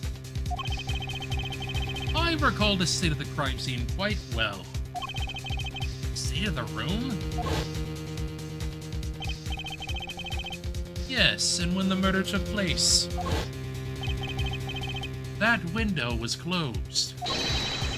I find it hard to believe you could hear a voice through it. But I'm sure... Lamar, I have nothing but the highest regard for your musical sense. But my opinion of you as a witness is somewhat lesser. Objection! He's the only white witness we have. Objection! So you say. And the victim named her the Siren as the witness. That's right, that's what Mr. Lutus... We heard your claim. We even entertained the possibility, and it brought us to this. Fair Judge. Yes? The prosecution requests that the witness be excused. Please. I'm afraid I must honor the prosecution's request. There is indeed a question of the witness' credibility. War can't testify. You don't have a chance of proving Machi's innocence. This cross-examination is over. Prosecutor Gavin, you may continue making your case. Danka, now where were we? Ah, yes, I would like to hear from Fraulein Detective again. Objection! Wait, let me hear Lamar's testimony one last time. The cross-examination is already over. Till such a time as a need arises, this witness may leave the stand. Sorry I could not be of more assistance.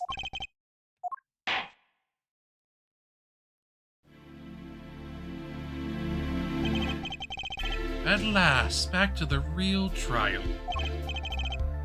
Ready, hair, forehead? Ugh. Hope I didn't just miss my only chance. Fraulein Detective, how far have we gotten until we were so rudely interrupted? Don't ask me.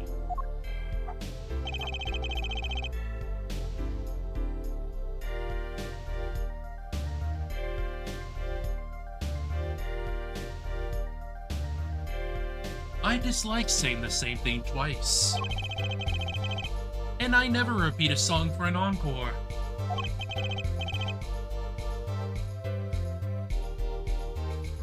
If you would, Miss Sky. Huh. I believe I was saying that the only way Mr. Lutus' killer could have escaped was through that air vent on the ceiling. Ah, yes, there was only one door in the room. And the witness you was standing in front of it. That air vent isn't very big, see? Kind of limits the people who could possibly get through.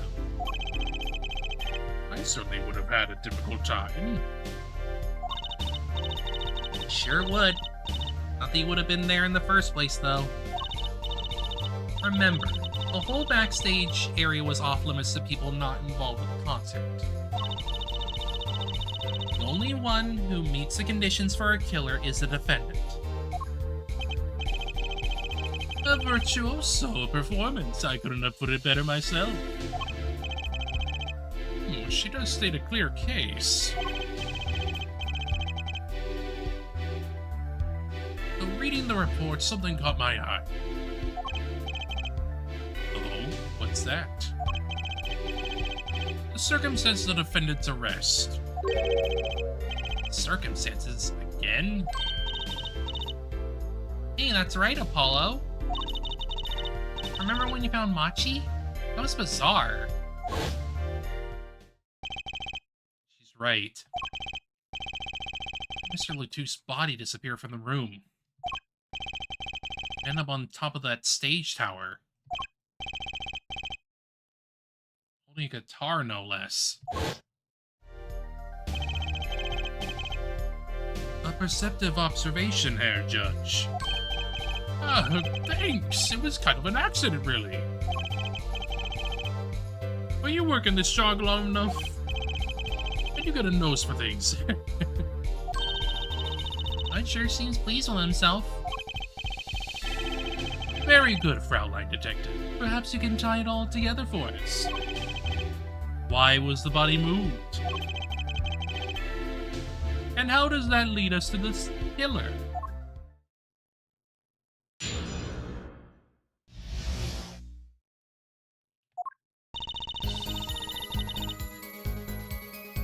I believe Machi stole the body because of some lyrics.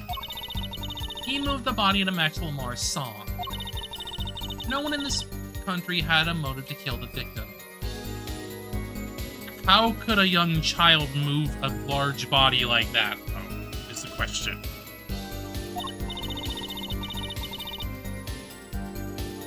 Like, that'd be a lot of dragging over the stage.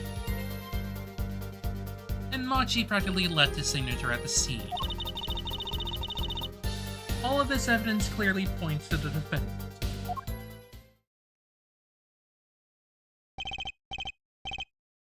Lamar's song? Yes, the guitar Serenade. You notice its code too, did you not? It's code? All the events that day followed the lyrics to the song.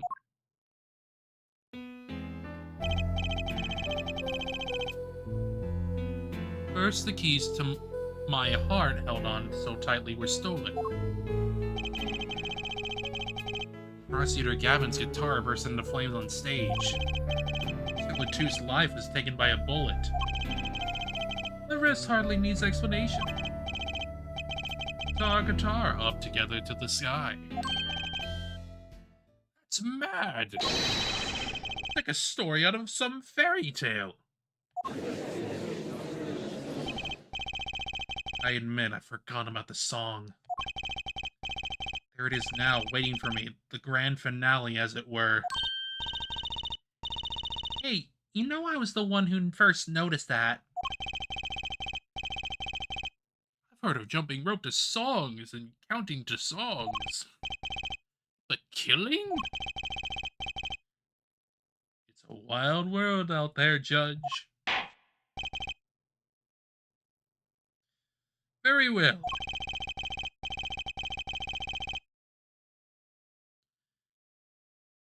We've heard one song and dance, let's get on to the next. The cross-examination. I'm not so sure I'm gonna be doing much singing.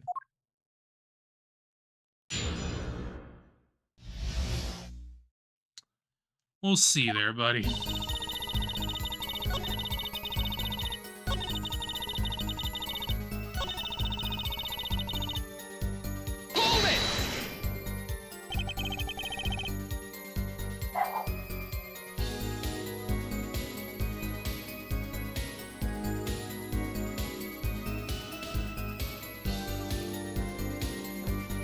What do you mean by his signature?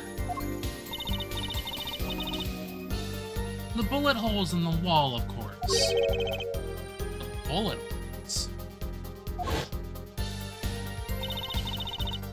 The revolver was fired twice. One shot missed and left a hole in the wall. That means what exactly? That dressing room isn't exactly spacious. Picture the shooter facing off with the victim in there. They can't have been more than 5 feet apart. It would have been difficult, almost impossible to miss at that range. Difficult to miss, you say? Very. Assuming the shooter could properly aim. You can't be serious. Machi, he can't see. That's why he missed. It's the only explanation that makes sense. He used sound and other senses to fire the gun. Poorly. That reminds me, the monitor in that room was blaring at the time, yeah? Hardly ideal conditions for tracking by sound. Blind shooter. No wonder he missed. Those bullet holes would come back to haunt me. This is bullshit.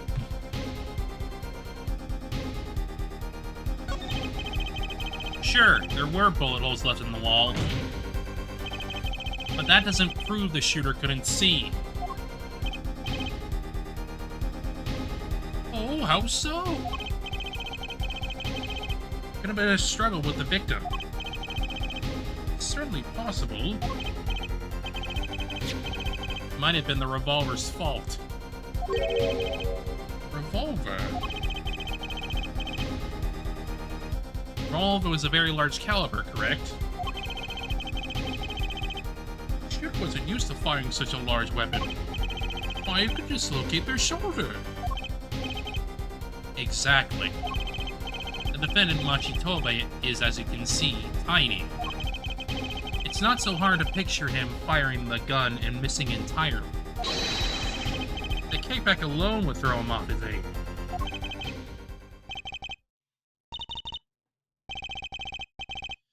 A convincing argument, to be sure. Haha, take that, smug prosecution. Apollo?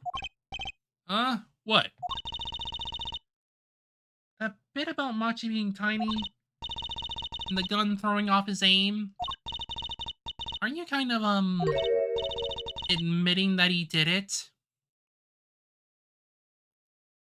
No, not really. Oh. It does not matter why he missed. What matters is that the shooter was, without a doubt, the defendant. Even the defense seemed to agree on that point. Perhaps I really put my foot in it this time.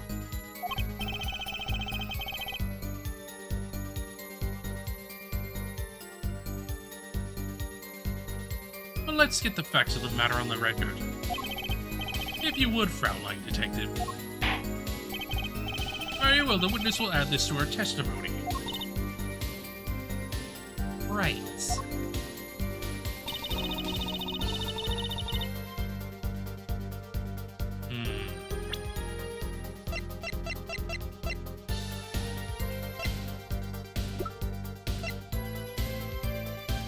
They wouldn't be blind if they could write out something there. Objection!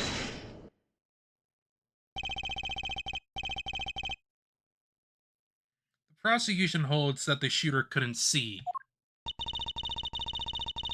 Scientific conclusion based on thorough examination of the crime scene, yes. Apparently not thorough enough. I have a certain piece of evidence that completely overturns your claim. What? This is that evidence. Photograph of the crime scene. I don't care much for the smirk on Prosecutor Gavin's face. But this is no time to think twice. Time to press on. Yes, Your Honor. The crime scene. There is something in here that decisively contradicts the prosecution's point. Then perhaps you'd best show us this something. Get your finger out of the breeze and put it to good use, yeah?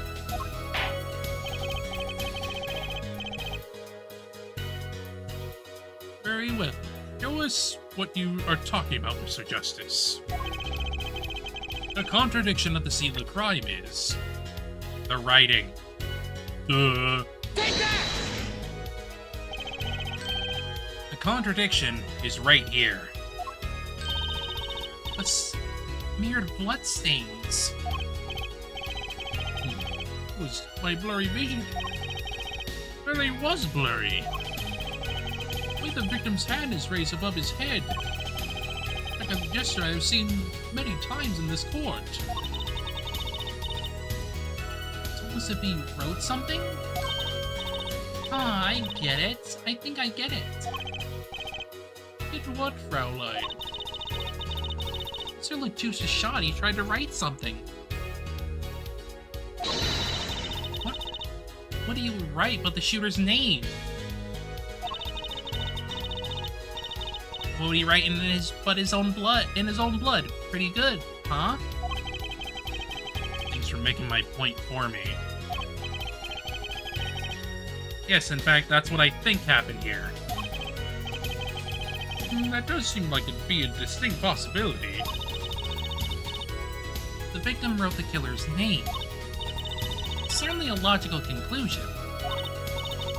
Crap, I just wish it wasn't all rubbed out like that.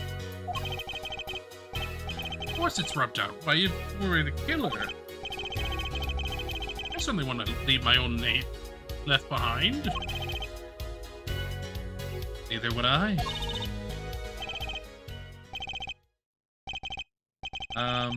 No one has anything else to say? About what? So the prosecutor accepts this. You agree this was the victim making an attempt to record the name of the killer? That the killer tried to rub the name out? What's your point? What's my point? Let me ask you this. How did the killer know the victim was writing their name? Well, Mr. Just was writing something in blood once the killer saw what it was. Wait. Once he saw what it was? What did you just testify about the shooter? I said they were blind. Yet the crime scene itself contradicts that. The killer had to have been able to see. Why would they rub out the blood and name in blood otherwise? May I remind the court that defendant Machitobe is blind. He couldn't have been the shooter. Impossible!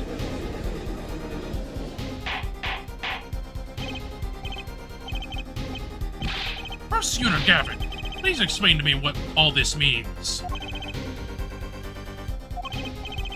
I mean, looking at this photo, it seems quite clear that the shooter could see. Yet up until now, it seems I owe the court an apology. The Gaviniers are a band with law enforcement ties, yet a murder occurred. During our concert, apparently this caused some confusion over jurisdiction. As a result, some reports were not filed in an entirely timely manner. I'm not sure I like the vibe I'm getting here. Hey, Apollo, look at him. Why is Prosecutor Gavin all relaxed and smiling like that? Like he knows something we don't. He's about to tell us.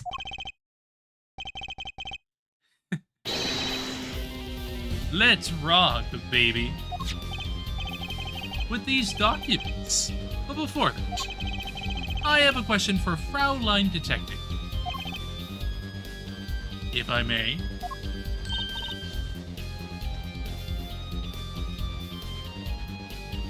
What? Why did you think that Machitobe is blind? Huh? What did he say? What are you saying? Of course he's blind. Of course. He's the blind pianist, right? So he's... Doesn't Lamore lead him around by the hand all the time? No way. I have a report here on the defendant Machitobe. According to this Machitobe, can see perfectly well. What? His blindness was merely a publicity ploy by those clever Borginians. He can see quite well. Objection! But you said... What did I say exactly? Therefore, not once in the course of this trial have I claimed the defendant was blind. The only one who did was Fraulein Detective. That's a significant fact, yes. Consider Mache Tobe sees. And he was the only one who could have fled through the air vent. I see no problem with this. What about the bullet holes in the wall? Yes, the bullet holes.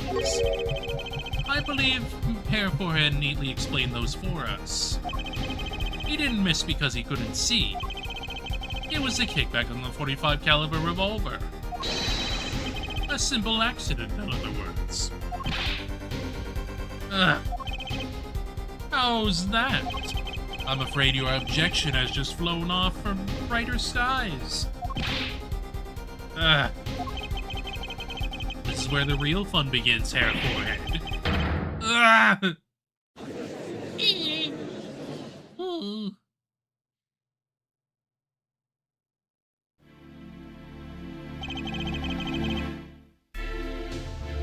I knew you didn't have what it took. Jerk.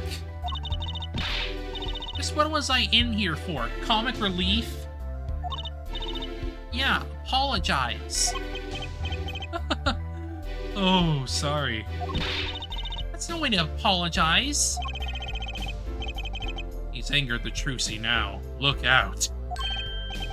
If we can please end the bickering now. Whatever, I'm not leaving.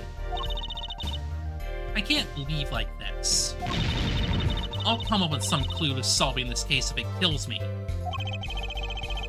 Well, your testimony is already given us enough to convict the defendant. Don't say that.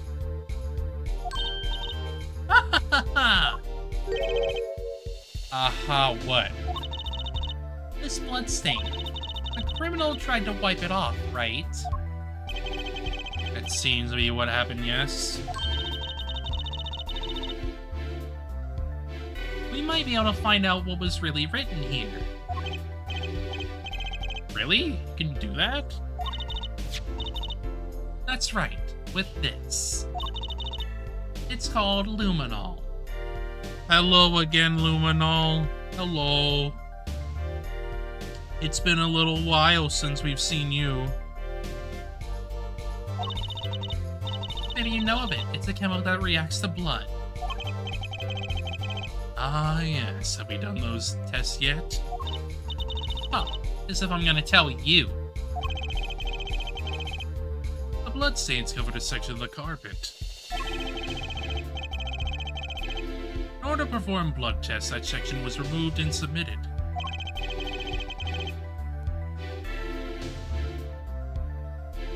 Perhaps we should request it here in court now.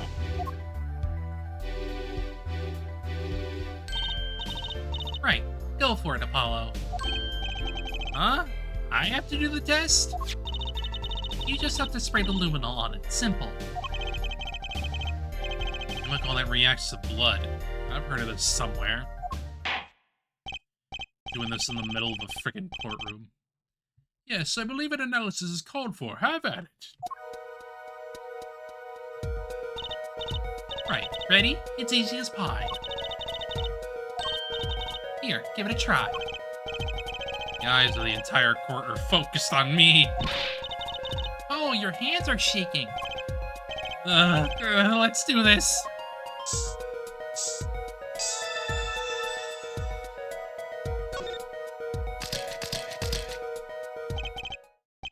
Wow, it really works.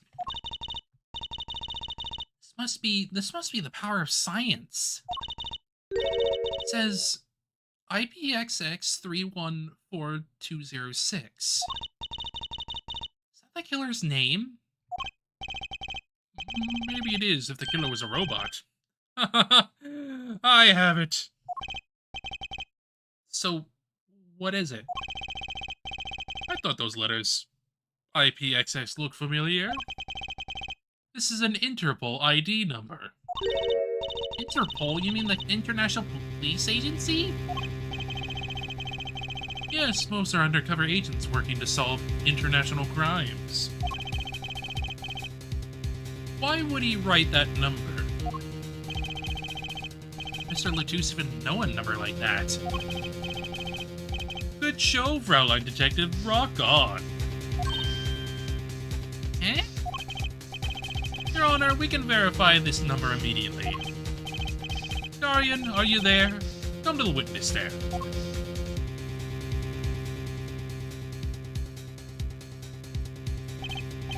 Jarren, you heard what we need. Go check in this Interpol ID number. Sure thing, give me 30 minutes. No, give me 27.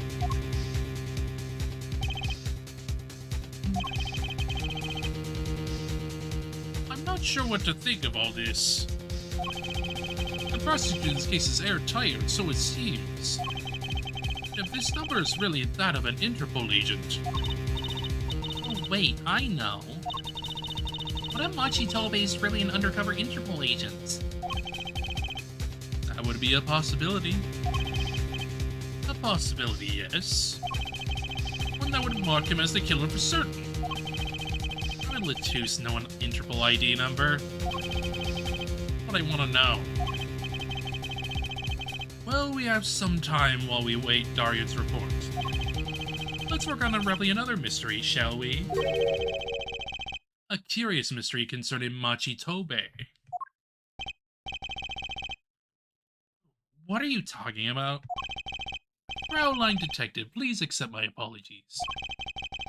I received word that the defendant could in fact see just before the trial began. It seemed too much of a bother to tell you. You had me until that last bit. Does this not raise a rather straightforward question? Well, sure. Why did Machi pretend that he couldn't see? Exactly. It makes little sense. What do you think, Hair Forehead?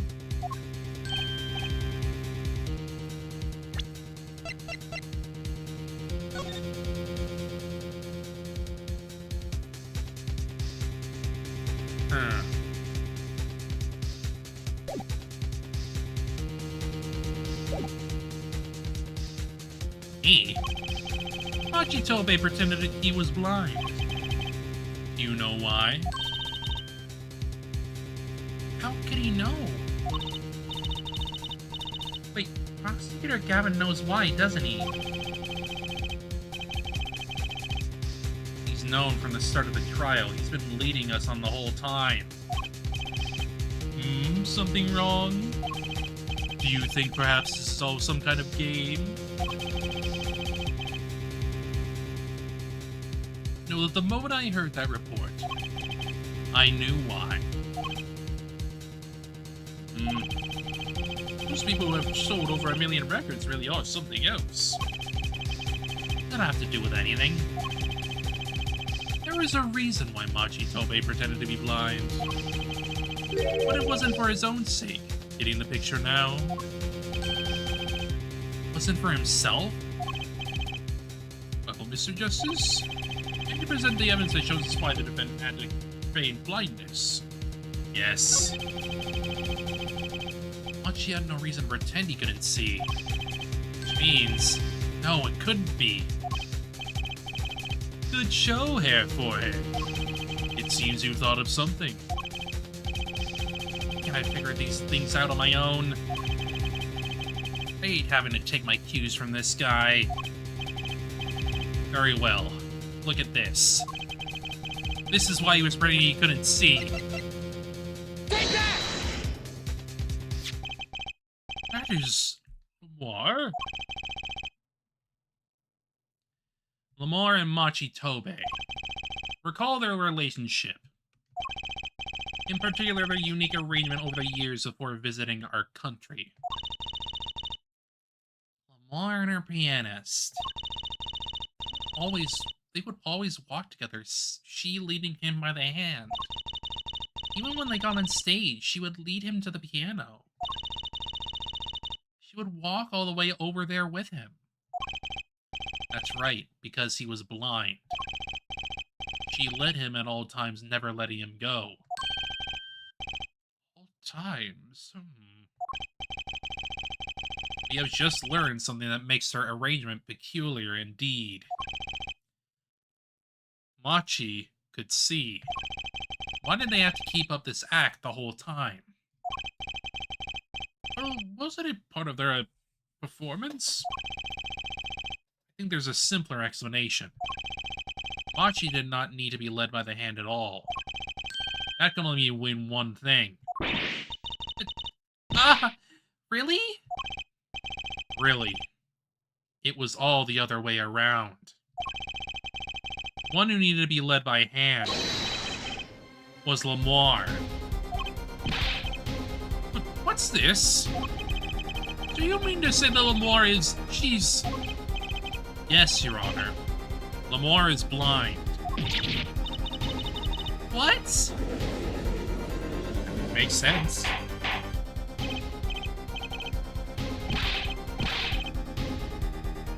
This is crazy, Prosecutor Gavin. Is it now? Please shed some light on... shed some sanity on this madness. Francis made an outrageous claim. The only thing outrageous I see about the defense is his vast forehead. Yet I see it is not vast in vain this time. He's quite correct. That makes no sense. Yeah, wasn't she supposed to be the landscape painter in sound or something? Well, since we have her here, why not ask Lamar herself? I believe she is still in the witness waiting room. Paul, what does this mean for her case? Don't ask me, I know what it is she couldn't see. I hadn't even imagined it until now. Bailiff, bring in Lamar.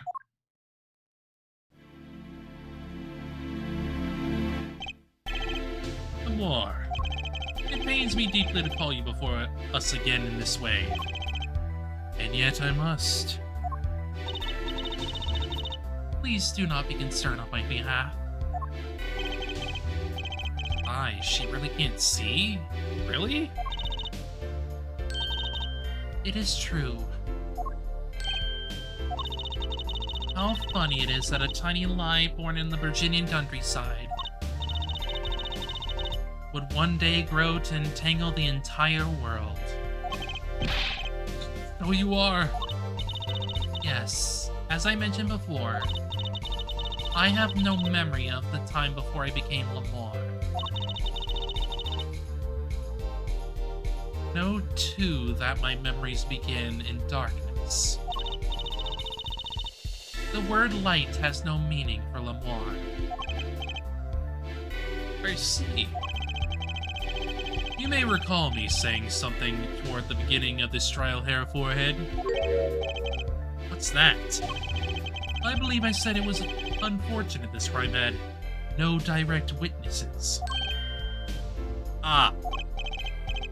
Now, Lamar, I must ask you to stand once more. Will you testify to the court about your eyes? Of course. It was never my intent to deceive any of you. May I begin, Your Honor? Yes, of course. I admit I'm a little lost here. I think we're all a little bit lost here, Your Honor. A little bit. I have no memory of the lights. I debuted in a world of darkness and sound. My producer came up with my PR line before he knew this. So silly as it may sound, I had to pretend I could see. Everyone on my staff knew, of course, but no others.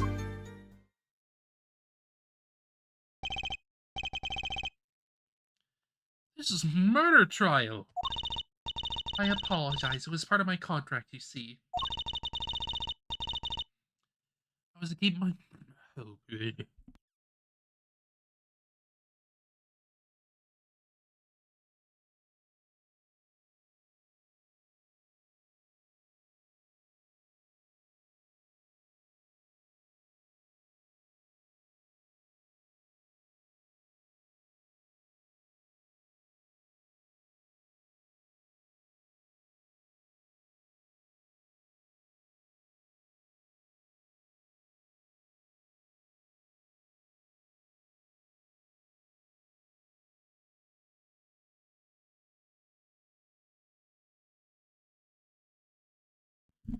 Yeah, my nose got pretty freaking bad there. Ooh, jeez. Jeezums. I was to keep my blindness a secret no matter what. Music is everything for me. I never imagined something like this would. She told us the truth in the beginning. She said she saw nothing. Very well, does the defense have anything to add? I like to cross-examine. What is there left to ask? There's one thing in their testimony that bothered me. Perhaps it's best we let you get it out of your system. Someday you'll come to understand the importance of thinking for yourself. Very well, the defense may proceed. However, be aware this court will not tolerate any questions deemed too stressful to the witness. Okay, there's only one part that bothered me. So let me ask about that and I'll be happy.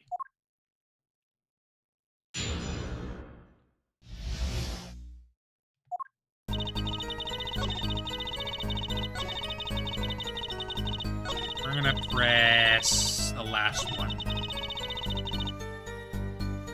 Hold it!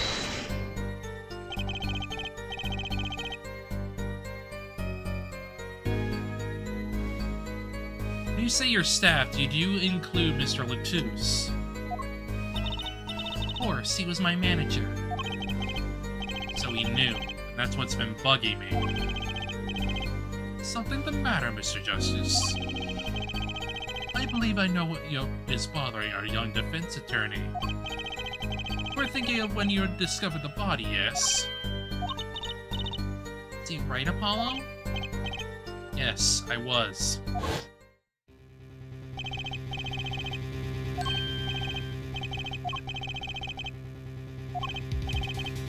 Oh, so close. Witness, don't worry, you're gonna be fine. Help is on the way. See.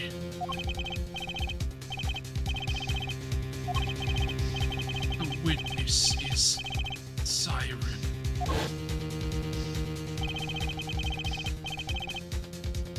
Mr. Latouche told me to ask the witness and he named you. Why would he do that? He knew you were blind. No.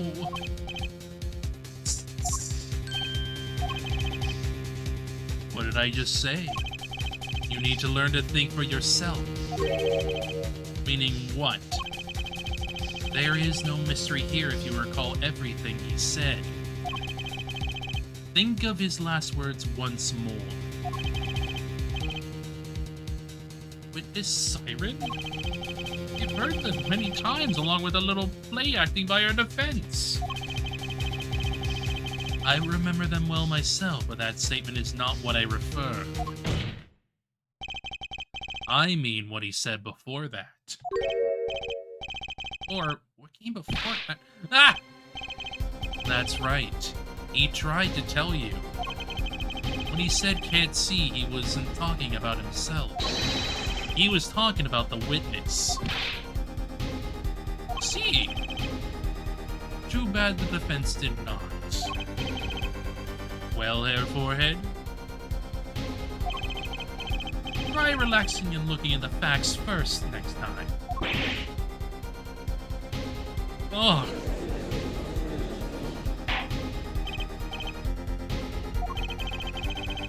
recall Lemoire's earlier testimony. On my way from the backstage to the backstage exit. There were 2 shots. I couldn't do anything to stop it. But she couldn't have heard those gunshots. Thought we proved that. That is not the most important point here.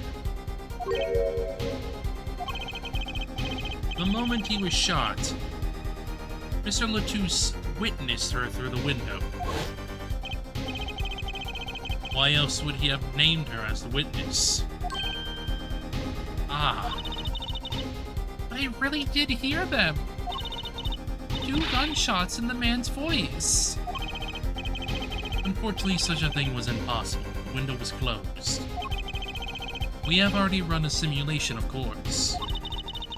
It's so clear. If I heard that voice again, I would know it in an instant.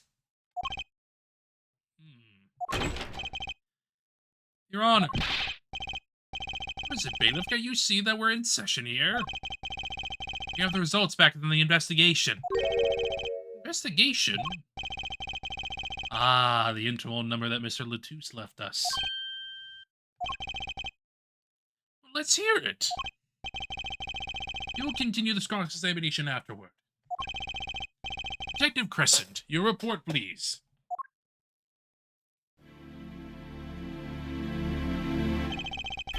I asked Interpol about that number. I'm sure you'll find their answer intriguing.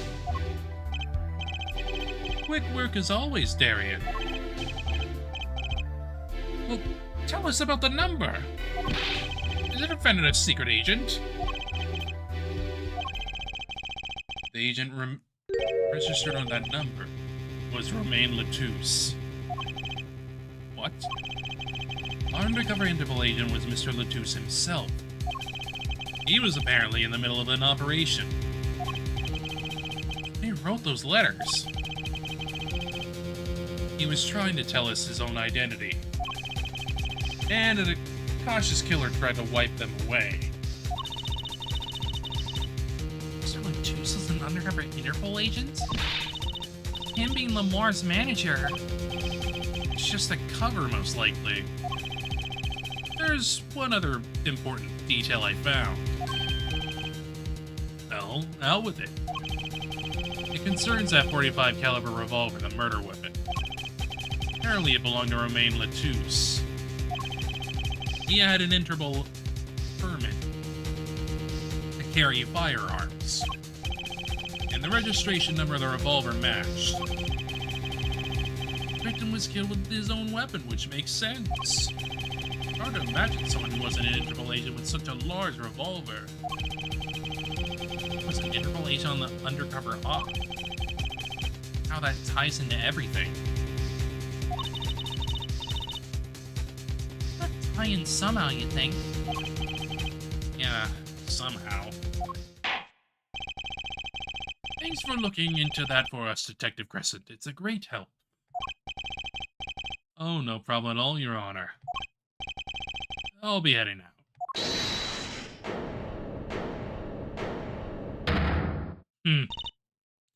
Wait! Lemoire, is something the matter? That voice just now. Darien? Mr. Darien, is it?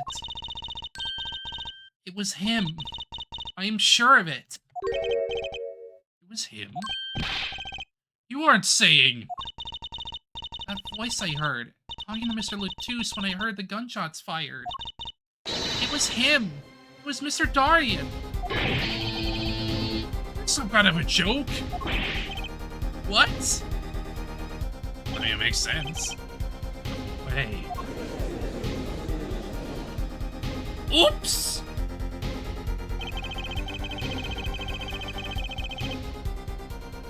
You got some explaining to do there, buddy.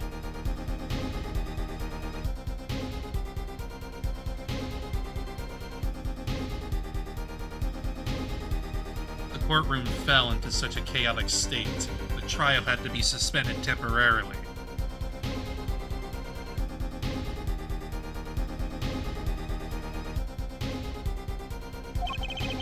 never seen that happen before. Of course, it's not every day that you get an accusation like that one. The more fingering Darren Preston, not only is he a guitarist, he's a detective. Had it really been in his voice Lamar heard? Things were changing fast, and frankly, I wasn't sure I could keep up with it.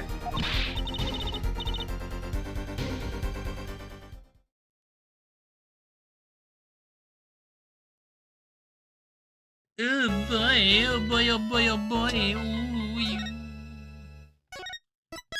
Oh no.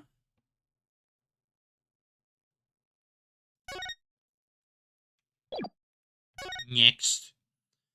I think we'll at least try to get the investigation portion of this done. That way we can come back to this with the trial. Because, like, we're definitely not going to be able to finish the trial. Like, we're not going to be able to finish the case, in fact, in general. Like, we definitely need more time with this. That's for certain. But that's fine, you know? We'll get there when we get there.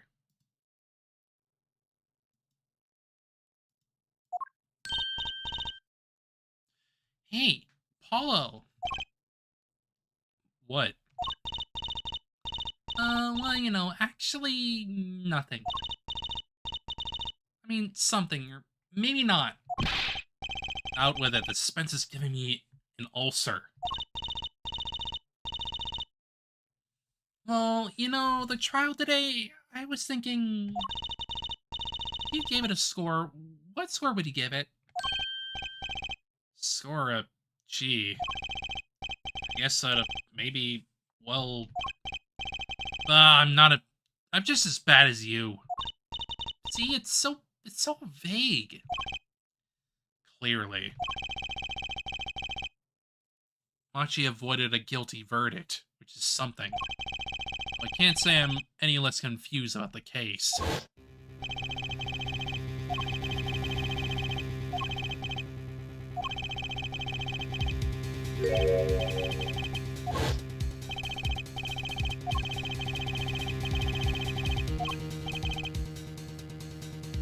Would have guessed he was an undercover Interpol agent. What a mess.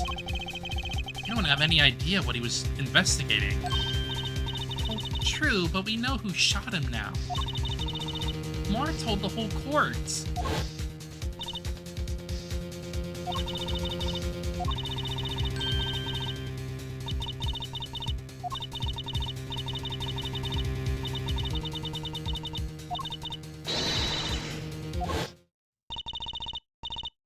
Another mystery, Apollo. I love mysteries. I don't. Then why are you in this freaking... Why are you in this freaking... like, profession then? What are you talking about? Freaking weirdo.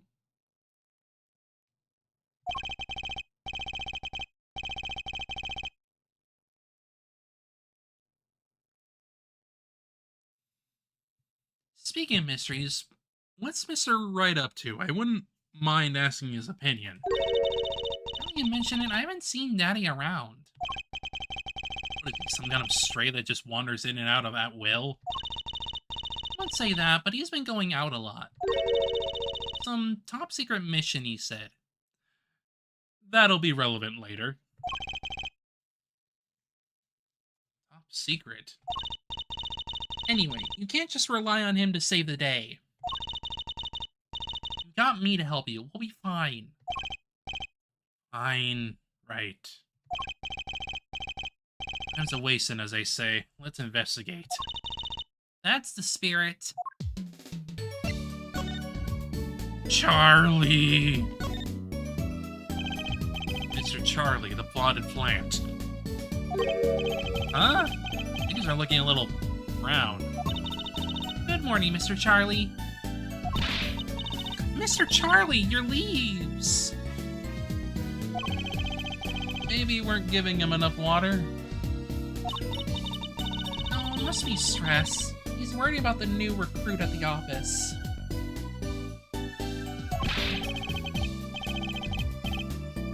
Hey, don't blame it on me. You're watering him, right?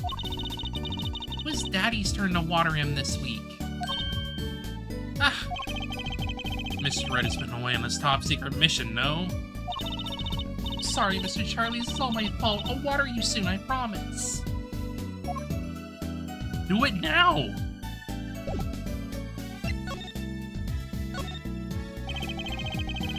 Laura dropped a bomb in court today.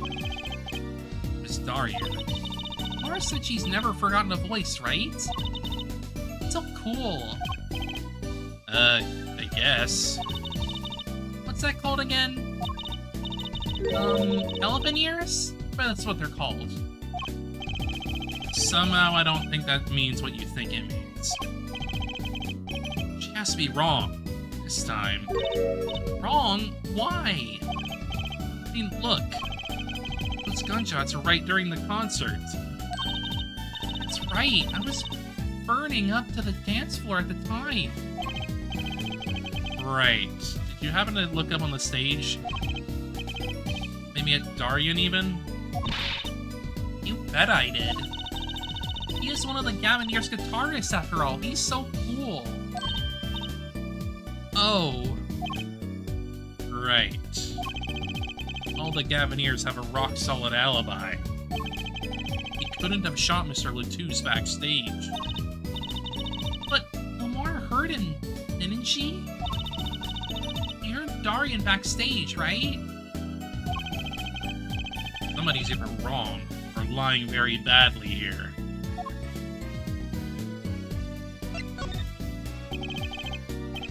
Interpol agent. I was wondering, what is Interpol anyway? Huh? Interpol? They're the guys who catch international criminals. Why can't they just call them International Police instead of making some silly name? Yeah. Anyway, you think he was investigating Lamar? What? Why would anyone do that? She's not a criminal. She couldn't be. Don't be fooled by appearances is all I'm saying.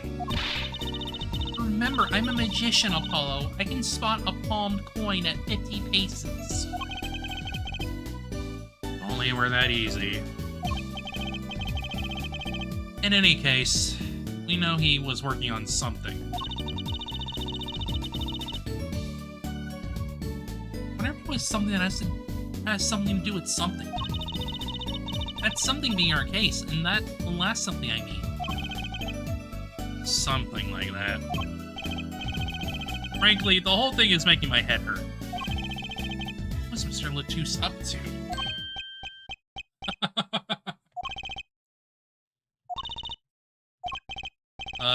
Trucy, was that another one of your tricks? Wasn't me. I'm gonna make Mr. Half laugh like that. Wherever the mundane gives way to miracles, a word is whispered. Grandma.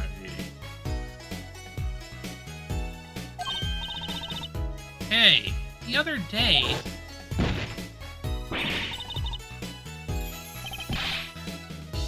Tim.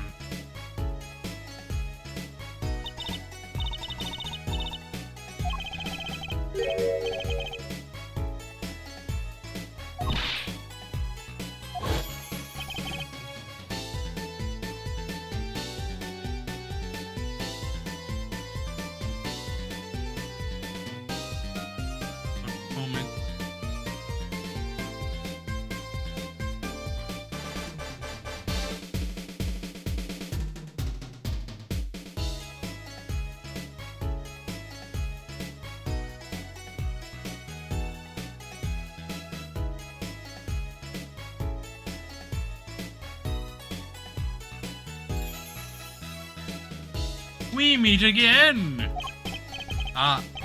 Nice to meet you. Who are you?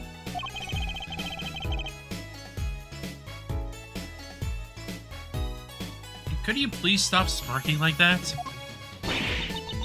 Ah, it's you, Uncle Volant. Uncle Volant? He's your uncle? No, silly. It's the great Grammary. Valant Grammary. The Grand Magician. Yes, it is I, the great Valant Grammary, as seen on television. Could you please stop smirking like that? It's been a while, Miss Trucy, 7 years to be exact. My, how you've grown. Good to see you again, Uncle Volant.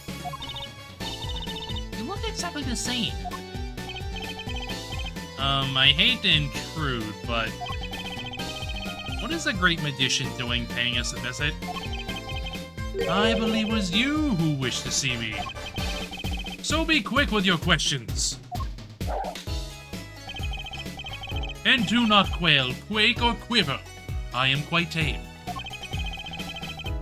Though my stardom may sear the sight, I am quite down to earth when need calls. He does have a certain aura to him, it's true. Let's ask him about the case, Apollo. His aura sure isn't lost on our magician in the making. He's practically drooling with enthusiasm. After all, Uncle Volant's one of Daddy's best friends. That's why I call him Uncle. But that you mean Mr. Right? No, I mean my real daddy. She's real father? Yes. Wait, Apollo. Don't tell me you don't know about true Grammary. True Grammary? Huh? No. That sounds kind of familiar. Oh, lost life, lamentably listless lad. To not know of the great troop of magicians on the planet. Alan Grammary. The name began to surface in my mind. It's a name I've heard on television as a child. You bet you've heard the name. He made a cruise ship disappear and blew up an amusement park. Oh, and he made all this gold disappear from a safe. Then escaped from a high-security prison. You said he is a magician? One moment.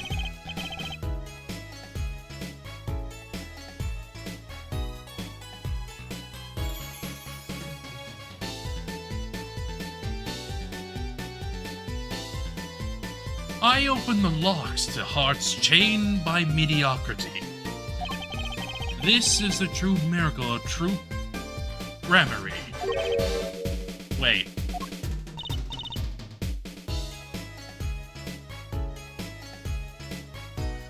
What, Apollo? I do remember seeing you on television a long time ago. Were you with someone else, like a duo? Duo? Yeah, you had a partner. Something Grammary. Yes, Zach Grammary. A masterful maker of magic. A capable crafter of shining showmanship. Why is everyone so quiet? Daddy, oh, no way. Yes. Once upon a time, true Grammary included 2 grand magicians. Myself, Valant Grammary, and my partner, Zach Grammary. And this Zach was... He was my real daddy. his father a magician. I guess it makes sense. I had no idea. There wasn't much point in talking about it. Not now that he's gone. Oh, Sorry. No, it's okay. I'm not lonely. I'm not my daddy after all. And you make me laugh, Apollo. Glad that I'm good for comic relief, at least. Not that I see Daddy around much these days. I've been remiss in remembering my reasons for my visit. Reasons? 2, in fact. The first thing being, of course, to see you, Miss Trucy.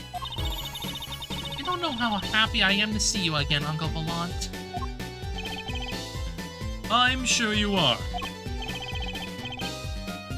Not one for modesty, are you? When I encountered you at the Coliseum the first time in 7 years, I could fain not contain my emotions. I wept oceans. And to learn you now defend the poor pianist, that blinded boy, was a hot topic of talk amongst the staff, you know. And defend him you did. Well, it wasn't all my doing. I'm his defense attorney, actually.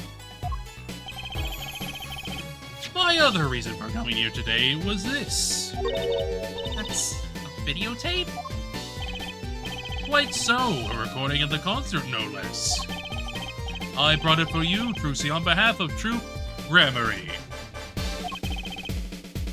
Will you watch it? Yep. Yep, here it is.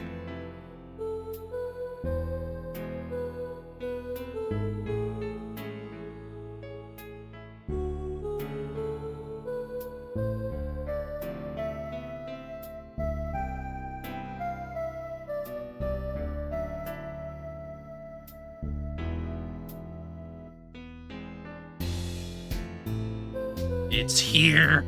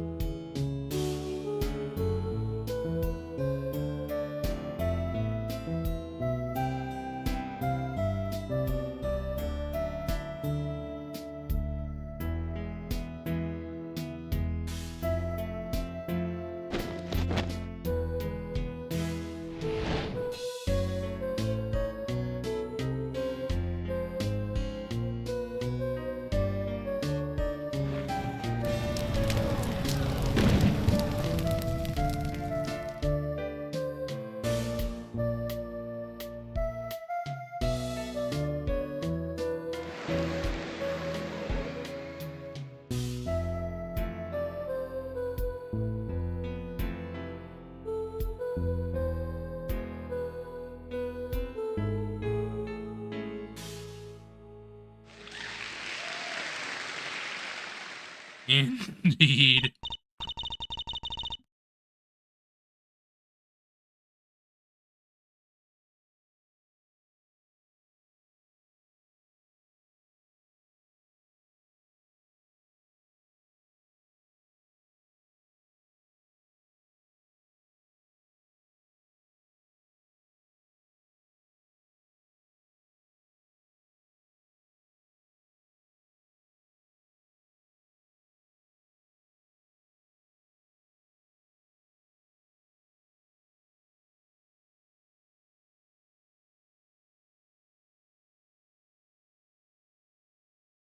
It's almost as good as it was live. I needed to clean my nose again. It was, like, pretty bad. So, what's the word? Mysterious. There are more mysterious things than her song going on. Way more mysterious.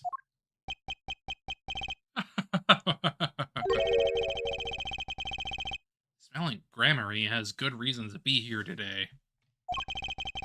I wonder what his reasons were to be at that concert. Maybe you should ask him.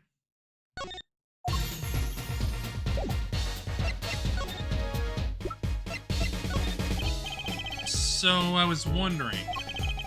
That stun in the middle of the song there. I didn't see a stunt. What about Lammeror vanishing and reappearing? Oh, that? I guess I'm so used to seeing that happen I didn't even notice. So young to be so jaded. A simple sleight of hand. A petite presentation. A modicum of magic from me to you. That's why you're at the concert. Yes. I was there to watch my trick take to the air. So you're the one who knows how it was all done. Of course, I am like a deity with a stage as my domain. I suffer no mystery upon those floodlit boards, not grasped tightly twixt my fingers. It is a potent primeval power I possess. Well, do you think you could tell me how it was done? Hey now! Trucy? That's like totally against the rules, Apollo. During a murder investigation, it's not. It's none, but my illusions are mine alone, monsieur. Also what? Recall that the terrible occurrence happened later. Well after my illusion entranced the audience. Oh. Don't even ask. I won't answer. Too bad for you, Apollo. Whose side are you on? I, Valiant Gramarye, now make my leave, Miss Trucy. No need to rush, Uncle Gallant. You should stay a while. I'm afraid I cannot. I may not. I shall not. I have been asked to assist with analysis, and so I shall slink back to the scene. So you'll be at the concert venue today? Correct. If you would call on me, come to the Colosseum. See you later, Crocodile. The whirl of his cloak and a wink of his eye. He turned and walked out through the door, normally. There you go, Apollo. Let's get cracking. Right. Valiant Grammar. Got a few more things to ask him. Foremost among them, that bit of magic that made Lamore disappear. How he knows Trucy and her real father. Well, we'll see. We'll see. I will be back in a moment, because I need to go grab something real quick. So yeah. It'll just be a minute.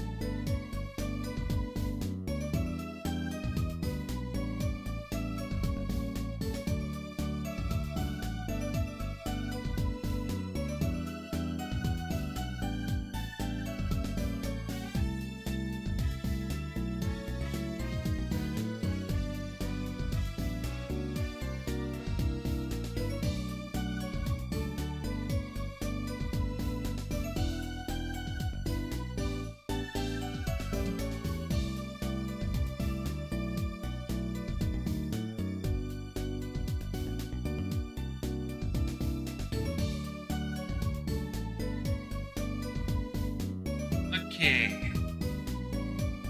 Let's do this. Which, probably gonna need to go to, like, the detention center first.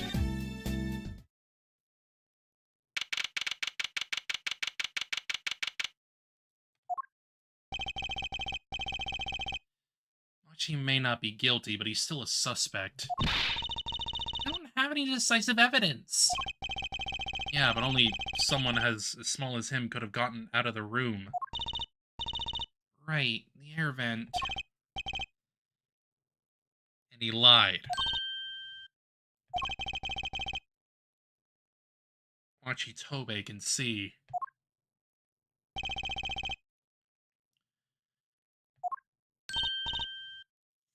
Ah, Machi. Speak of the devil. Looks like he's doing okay. Forget, why did we come here? We can talk to him or anything. Words are overrated. Feelings are what matter, Apollo. It's kinda hard to build a court case on feelings. Since we're here anyway, might as well get what I want to say off my chest.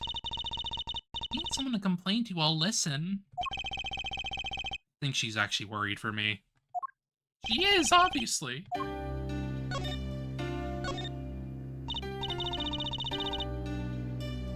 So what did you think of the trial today? Shoot, why doesn't understand English after all?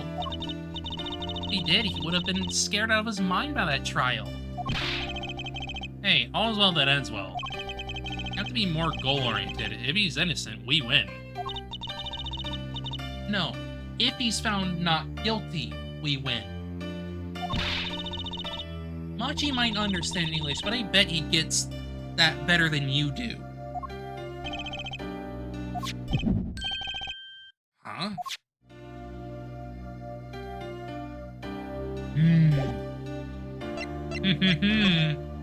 What's your nervous habit, my boy?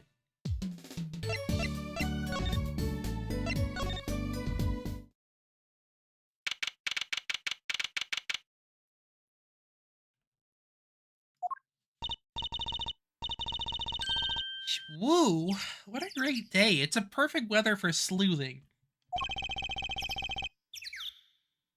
The weather matters for an investigation. Don't some days just feel like magic days or defense days? Sure. Let's get started, shall we? Right on. Show us your stuff, Apollo. What stuff? Your voice training. This is the perfect place for it. I did enough at home, thanks. Aw, there's no need to be so shy. Keep that up and you'll never break it on the backstage. I'm happy in the courtroom, thank you. I am a lawyer. Then you're in luck, because it's lawyer weather today. Don't you just want to face the blue sky and shout, objection? Look, the weather has nothing to do with lawyers. Let's get going already.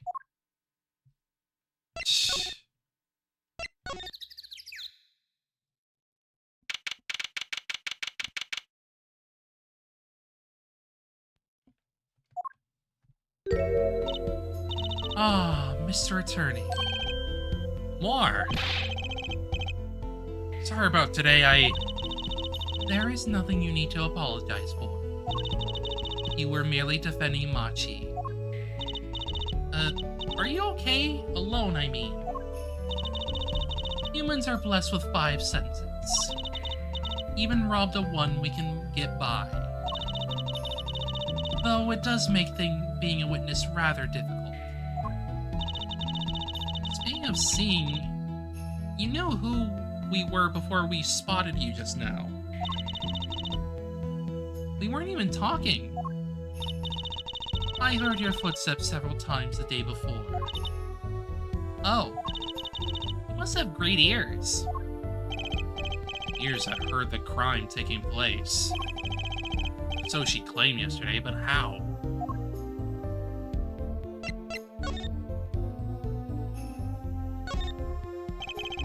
That was quite a statement you made today in court. About hearing Darian Crescent's voice at the scene of the crime. I did not know his name, but I never forget a voice.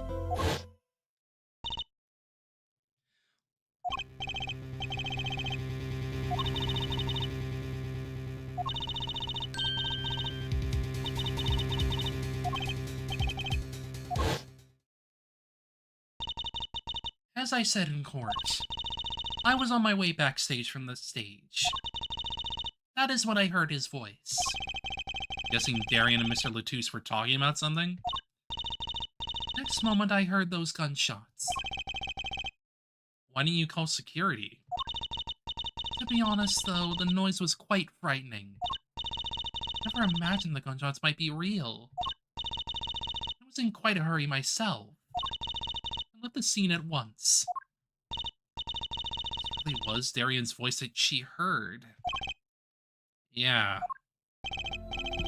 At least she certainly thinks it was. Probably a good idea to at least keep that in the back of your mind. I met Machi before my debut as Lamar.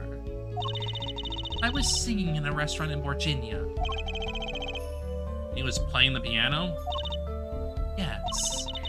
He was very kind to me when he learned I could not see. Is that when you started playing opposites? Machi pretending he couldn't see? Ah, no, it wasn't then. That began after our major debut. After I became known as a landscape painter in sound. It's been tough for Machi.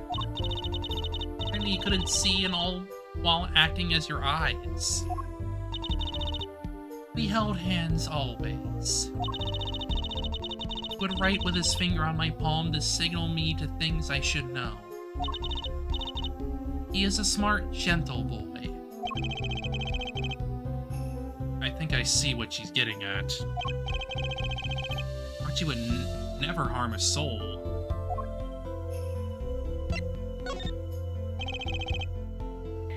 How about Mr. Latouche?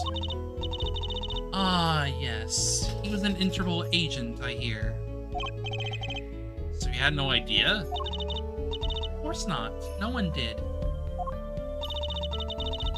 So it means to be undercover. Someone was after him.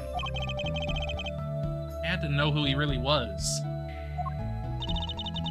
Why did he pose as my manager? I do not understand. I have no idea. I can only assume that he was investigating me, but why?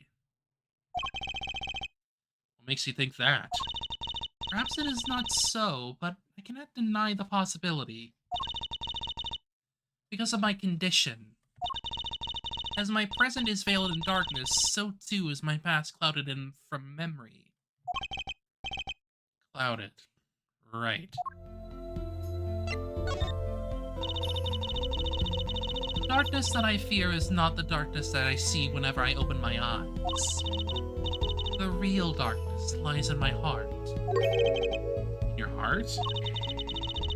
I have no...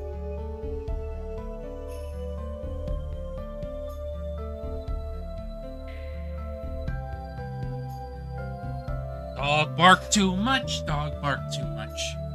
I have no memory of the time before I became Lamar. I awoke from darkness into darkness, you might say. I was singing in a restaurant those days. What was it that she said about not being able to remember the light? I do not know my past. Perhaps I committed some terrible crime in my past. Everything before becoming Lamar is lost to me. I don't think you... I can think of no other explanation. Why else would an agent of Interpol approach me?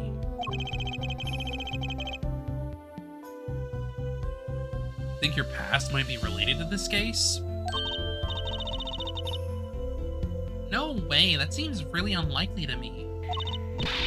I mean, you're such a sweet person, Lamar.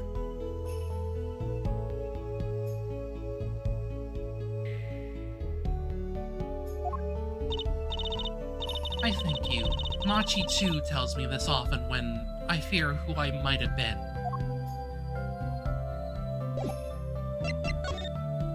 May as well show the videotape.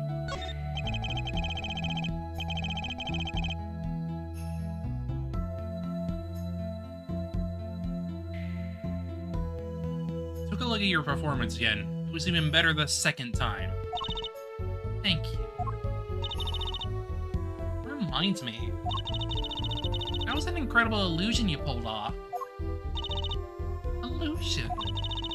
You teleported from one stage to the other, remember? Ah, yes, apparently they hired a professional magician. Valiant Gramarye. I was wondering, do you think you could tell us how it was done? I'm afraid I cannot. Mr. Gramarye made me swear to never tell a soul. I was afraid of that. Hard to be a magician if you can't keep a secret, you know? Ah, I'm reminded that I wish to speak to you about something. Yes? I was walking this hallway before. Someone upon a small device of some kind, lying on the floor. Device? Maybe you mean this? I've been lying there since the day before yesterday. Might I touch it? I thought as much. What? What do you think? This is one of our headsets. Everyone on staff wears one during a concert. I wonder whose this is. We use it for communication. It would be quite inconvenient should it go missing. We'll hold on to it for you then. We'll give it to the prosecutor Gavin when we see him. Yes, that's best. Thank you.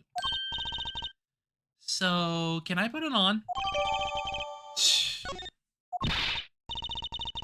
Gosh, I'm not some kind of robot Apollo. Everyone on staff was wearing one of these headsets. This might be warrant some further inquiry. Can I ask you about this headset, Lemoire? You said that all concert staff were wearing one. That's correct.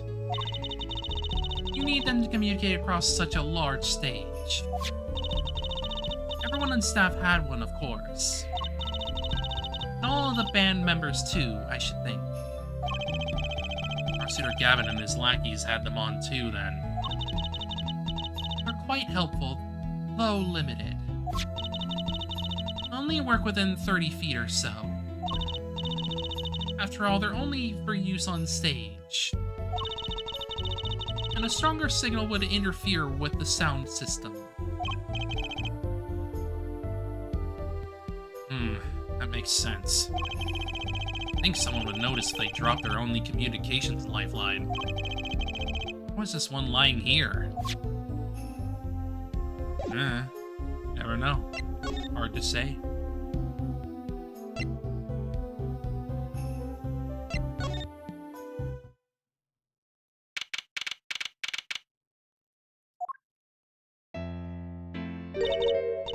Song? Isn't that the one Lamar was singing? Yeah, you're right. Guitar's Serenade. Wow, I'd love to do a show on a stage like this. I'd come to see that. House is full and has won the audience sighs with wonderment. There I am, singing my ballad, rose petals swirling through the air. Not bad. Wait, are you a magician? Oh! That's right, I was a magician, wasn't I? Some dedication. Aha! If it isn't Miss Trucy, and indeed it is!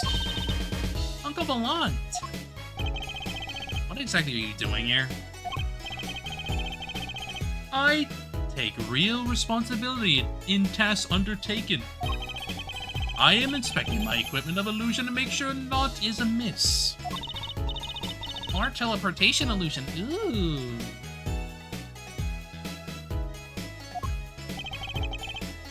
Should anything go wrong, it would reflect poorly upon me and my troop. As I went about my exacting examination, it happened to notice that piano. And I remembered that fair lady's melancholy melody. Hey, Apollo, maybe Uncle Valant can shed some light on this whole thing for us. It may as well. I was worrying about the show the night of the murder. Laura's vanishing act was your illusion, right?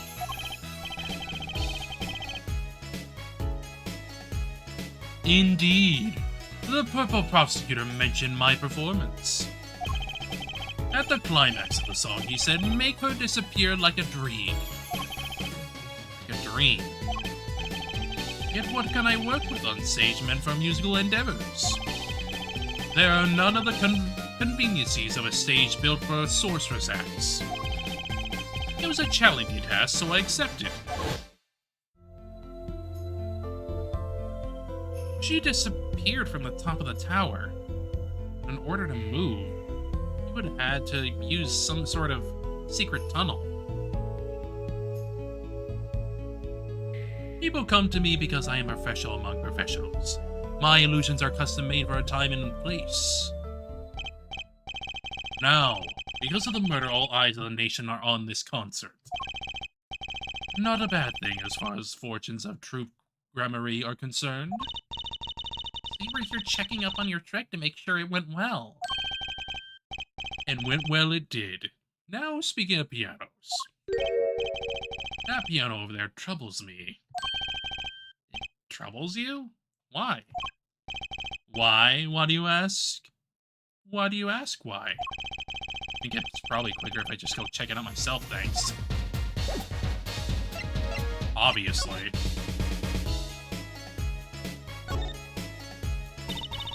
That's one big piano. Never actually played one. You should get Mr. Wright to teach you sometime. No good. He can't play either. I kind of feel bad for the guy now. Maybe now's my big chance. Stand back. This could be the debut of a prodigy. Ew! Did you make that noise just now? Let me try it again. You know, I think something's stuck in the piano. Time to take a look under the hood. Huh. Look, this was stuck between the strings. Looks like some kind of switch. Someone must have thrown this into the piano.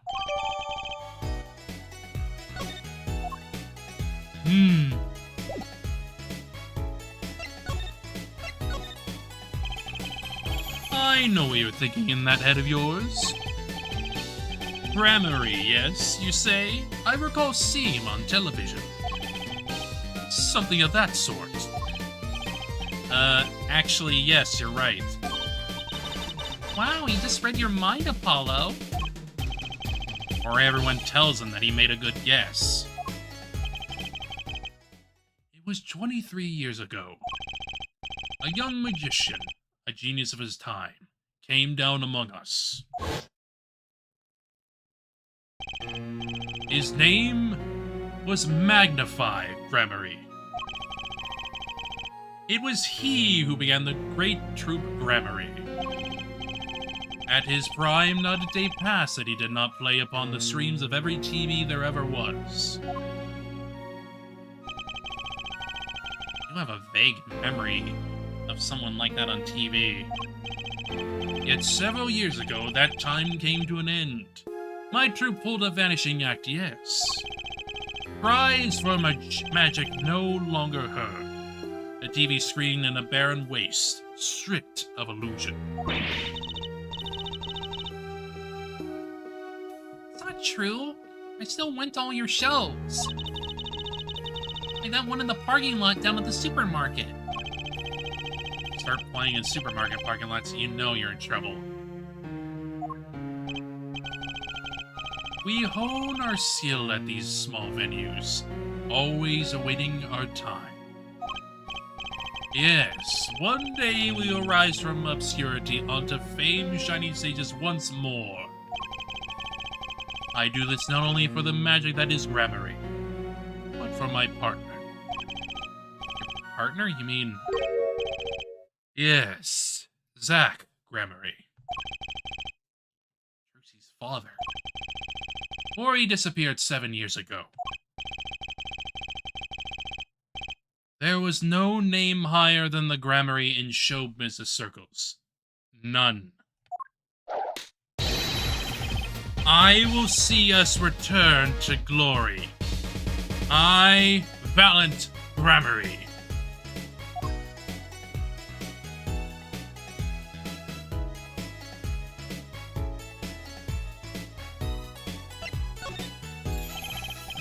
Our founder, Magnify Gramarine, was truly a genius, a worker of miracles. I'll never forget the one I saw when I was little. How he made that whole jumbo jet go... what happened to the jet again? Apparently someone doesn't remember it well as they thought. Of all the would-be magicians who came to this store, only Zack and I had the talent. In no time at all, Valent and Zack were the shining stars in the Gramarye crowd. Cool, huh? Zack Gramarye was my daddy. Now that Magnify and Zack are gone, I have but one wish. Let it be I, Valent Gramarye, who brings the Gramarye miracle back to the big stage. I'm rooting for you. Miss Trucy, you cannot grow up quick enough. I need your skill by my side. One skill coming up. How do you manage to get off the topic of the case so quickly all the time? It's just how it is, man. It's just how it is.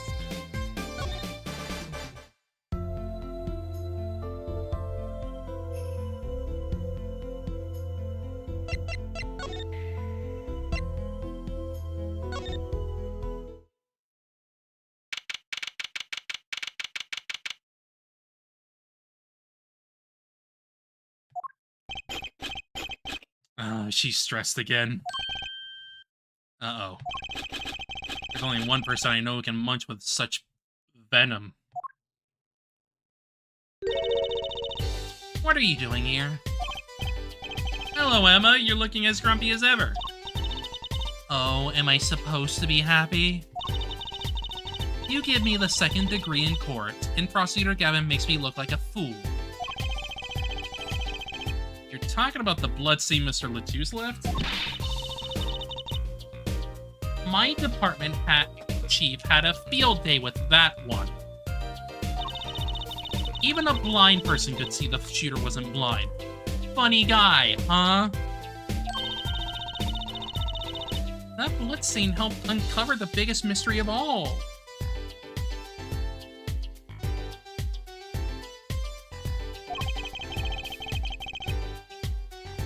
Now we know that Mr. Latouche was really with Interpol. He wouldn't have found that out without you. Suppose. Maybe that's why the chief gave me these after he was out. He was finished chewing me out. That was my reward. Chocolate snackoos probably are down at the precinct or something. Oh, maybe we could check out the crime scene again. Be my guest, you're not gonna find any clues in here. Though I did find something strange. Something strange?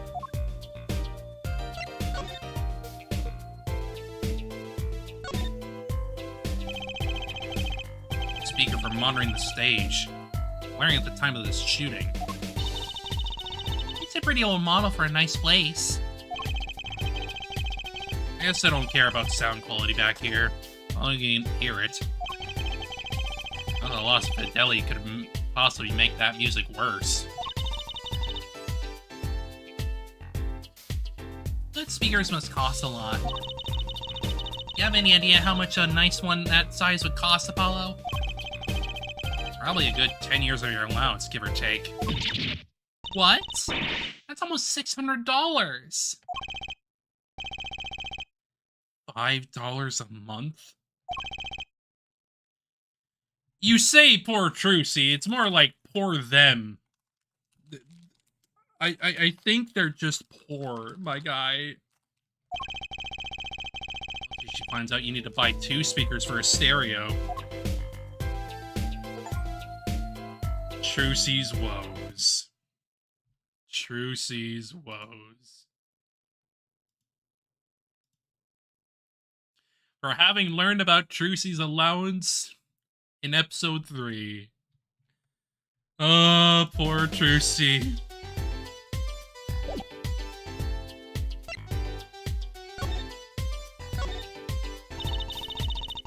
I met my embarrassment quota for the year, that's for sure. Well, that's a good thing, isn't it? How? I mean, think about it.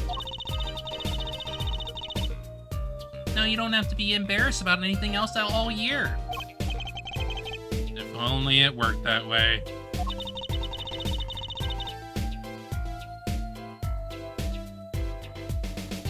It just bugs me to think that little kid outsmarted me.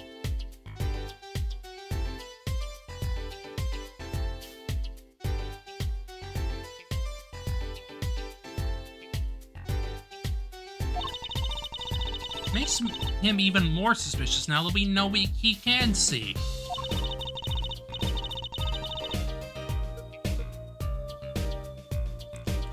He could have seen the air duct, and he could have shot that revolver. That's not how it sounded in Lamore's testimony. You mean her saying she heard Detective Darian's voice on the scene? That's right. Why can't we have a normal, straightforward killing once in a while in this country? I'll pretend I didn't hear that.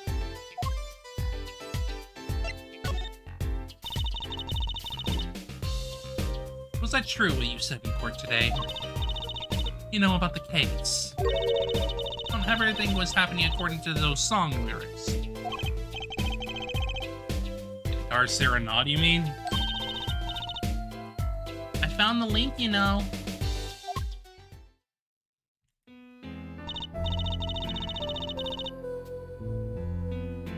First, Prosecutor Gavin's heart-shaped key was stolen.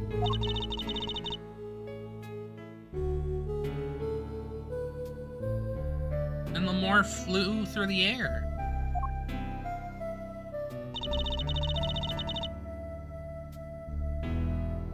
And Prosecutor Gavin's guitar was caught on fire. In the end, a bullet took Mr. Lutus's life.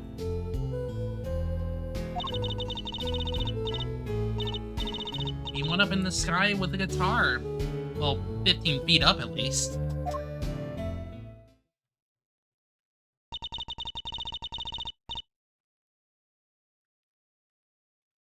It is kind of hard to chalk it up to coincidence, I know, and I found it. You think the same person did all of this? Don't ask me. I didn't do it. Neither did I. I couldn't fit through that air vent anyway. What? You all think I did it?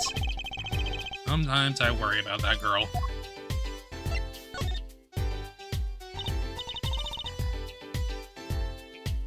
So what did you find? It's so little I must have paused over it yesterday. Passed over it yesterday.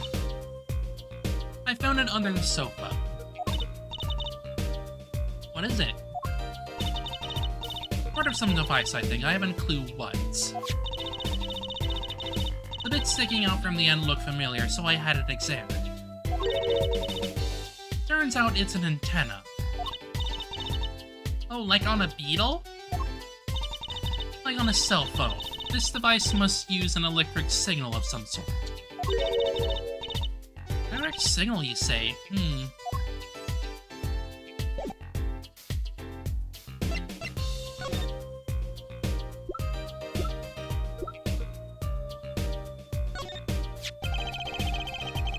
Do you think you could take a look at this? Small device. Looks like a transmitter. Transmitter?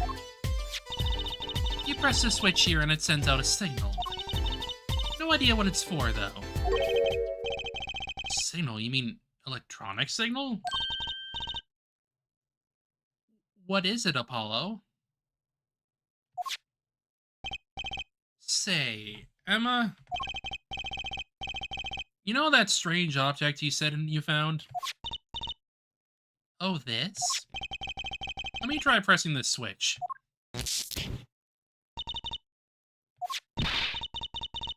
Youch! It's on fire, Emma! Emma's device is on fire! What's the big idea? Well,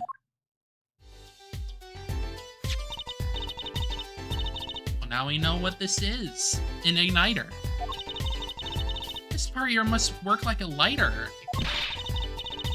Really lit me up, that's for sure. You don't look at me like that. I didn't do it on purpose. I suppose. At least we're getting somewhere with this case. Hey, Apollo. Let's ask Emma more about this switch. Now that she has some first-hand experience.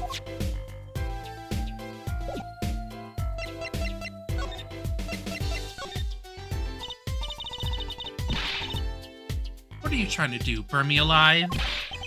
Come on, it was just a few sparks. Says you weren't the one holding it. No sparks flying around here just with you two talking. Anyway. Now we know this is a remote for an igniter. Let me see that for a second. Well, this is definitely a little transmitter. The signal's weak, probably only reaches 30 feet. Transmitter, huh?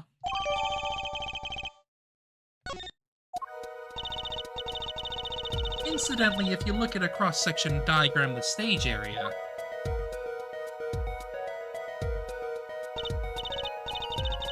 let's see, 30 feet from Lamore's dressing room.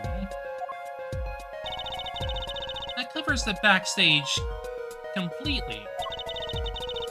This all looks like it would cover the stage.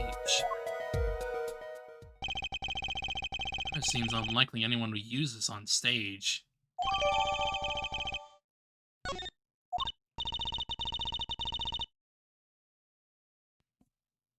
Guess I'd best be getting on with my investigation. We're off to look somewhere for more clues elsewhere, then. I feel better just knowing what this thing is now. I will have to look into igniters a bit more later. Good luck! I like to know a little bit more about igniters myself.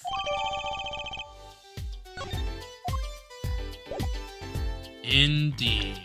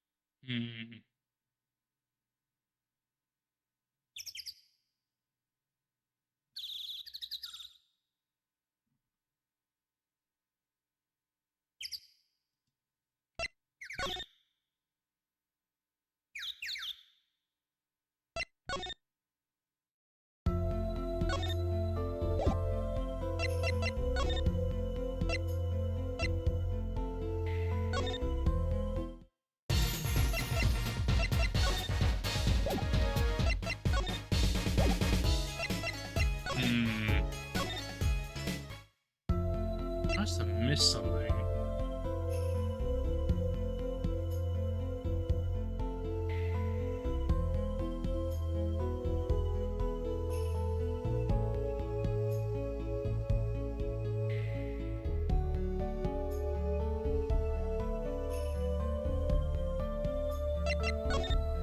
I miss.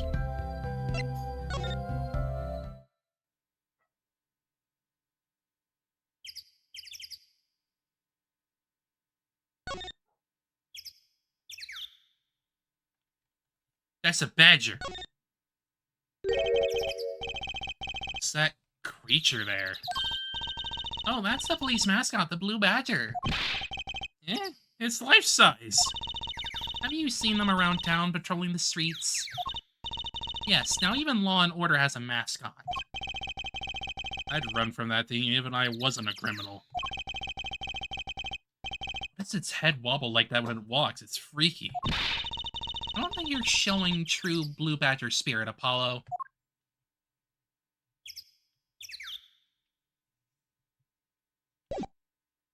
Hmm.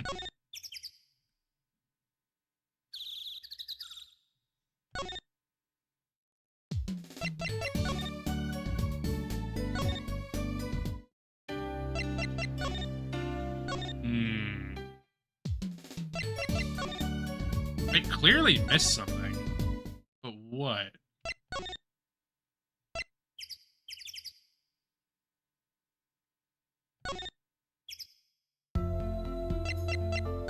Because clearly something in the sequence didn't go correctly.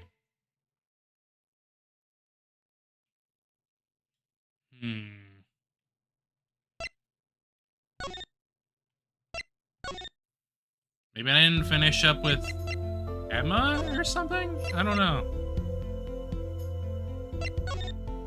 Something's definitely not right.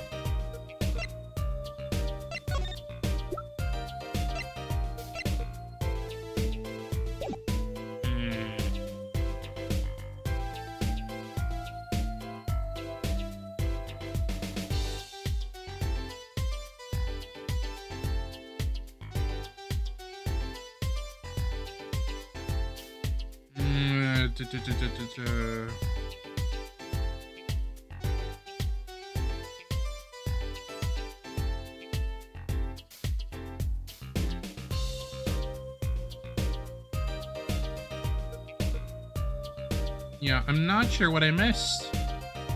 Something's up.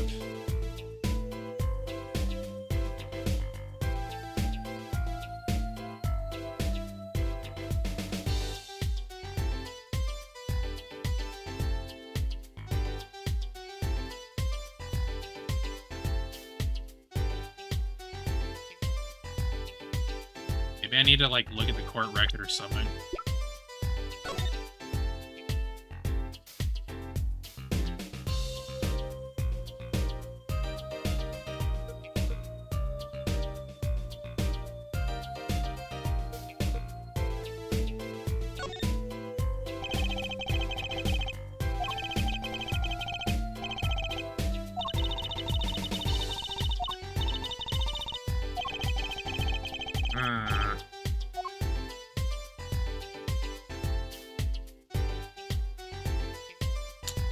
That's it for that one.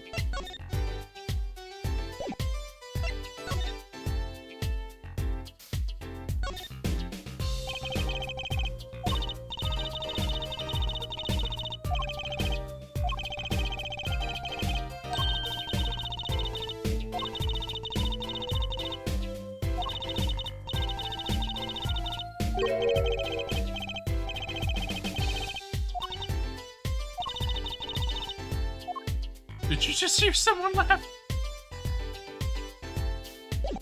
Oh, God.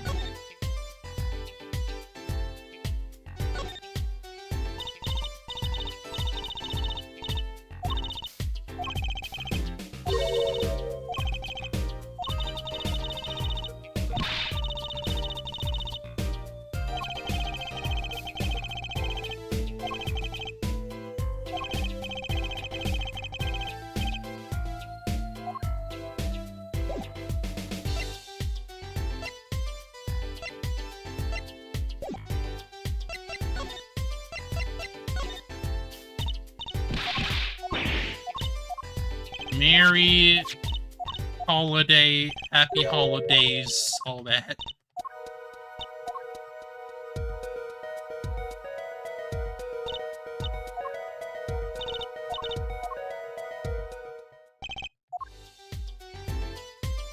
I swear something's off here, because, like, I should be able to, like, get out of the current sequence that I'm in.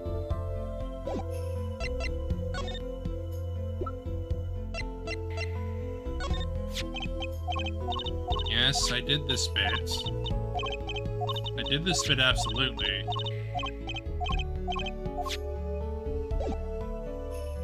So why am I not able to get out of this right now? Because I should be having something happening right here. It should be. Look, a blimp. Balloons next to have a sponsor ads on them. Let's see. Big sale. All shirts 50% off. Oh, it's an ad for the department store next door. Of course it is. Get ad. Get added. No, seriously. Oh, wait, no. I think I know what happened, actually. I'm pretty sure I know what happened.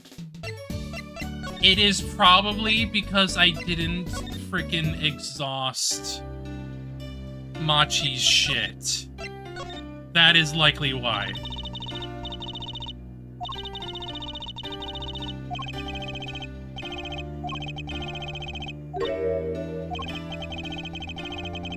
It always has to do with one of these.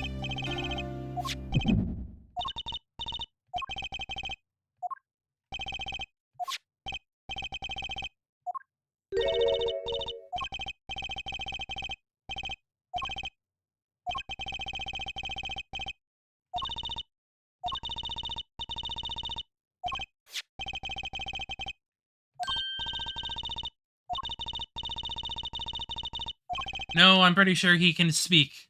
I'm pretty sure he can speak.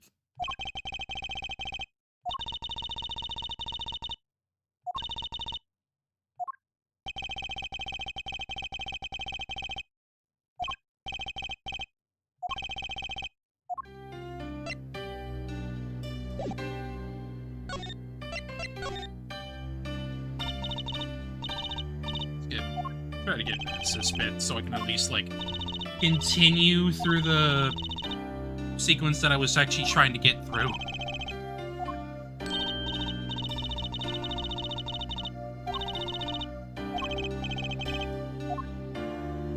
I guess it does. I guess it does for now. Now will you work? Yeah, it was that. It was that. It's always one of those. It's always one of those when it comes to Ace Attorney. What? Come to laugh at the murderer? Jarren. That old bag opens her pile and wham bam, my life goes down the chute. Thanks. They won't let me work while I'm a suspect. Jarren isn't in the best of moods, is he? How many people are these days, it seems. It is a crime scene, not exactly the happiest place to hang out. You haven't had to go rub salt in the wound. My alibi's rock solid. Rock solid. We'll see, buddy. We'll see.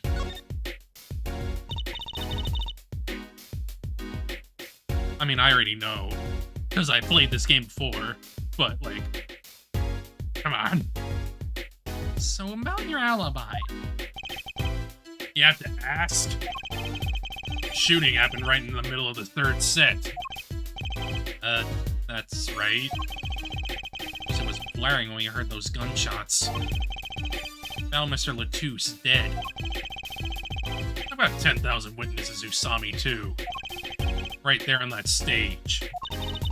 Your guitar playing was something else. Thanks, little lady. See? This whole thing's a sham. Can't believe they aren't letting me work. No need to yell at me. It's Laura's fault. He was the one who said she heard his voice at the moment of the crime. Man, I never even talked to that old windbag.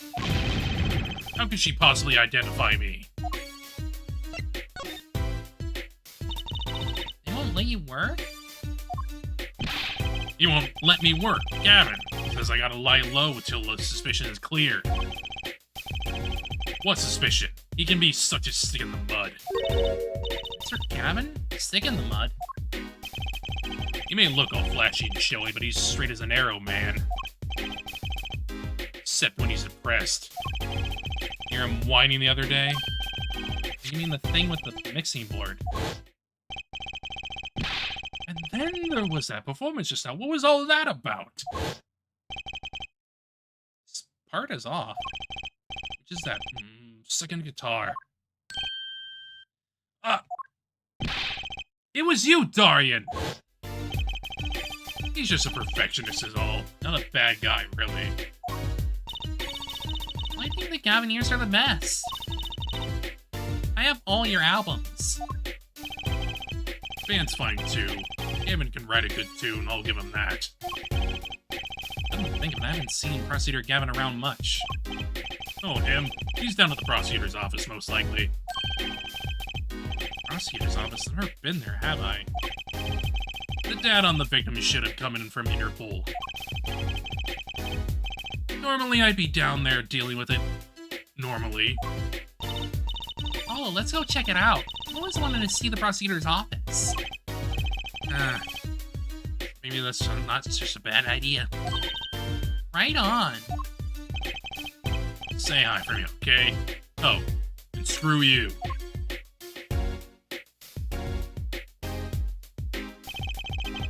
Tell him I want into that crime scene. We'll be going now. Hey, wait. Yes? What do you really think happened? Really? You don't think I did it, right? Well... Great. Way to instill a guy with some confidence. Just remember, I was ripping it up on stage when it happened, okay? Ripping. Don't get led astray by some siren song, eh? Get this one wrong, and you'll be eating humble pie for a year. I'll bake it myself. That just makes you more suspicious, my guy. I'm sorry. Let's not talk to him anymore, alright? Like to Darian Crist, he's one stone I'd leave unturned if I had a chance.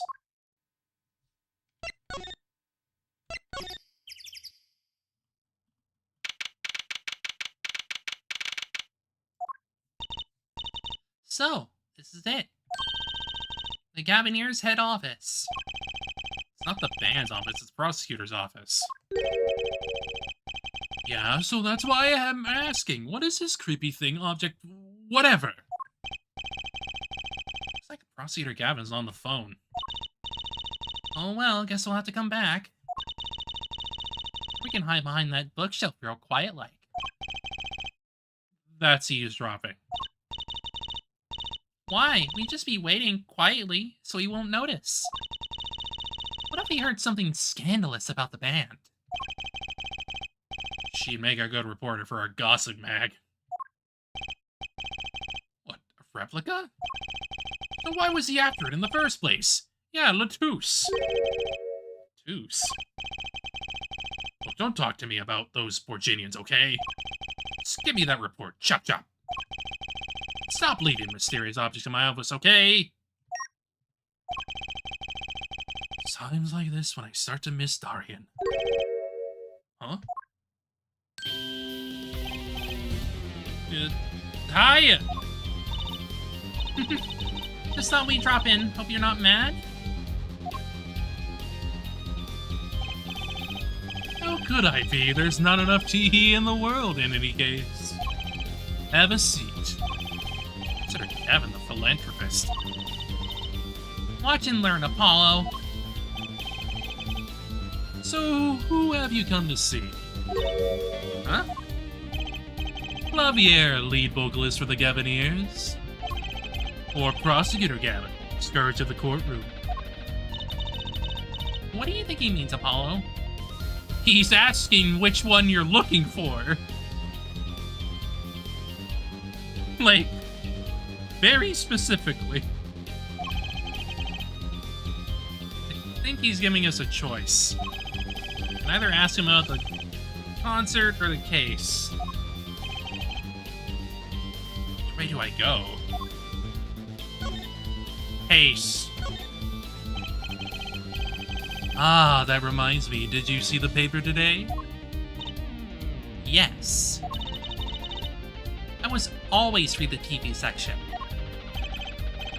Good girl, how about you, hair forehead? I read the funnies. Then you will not have seen this.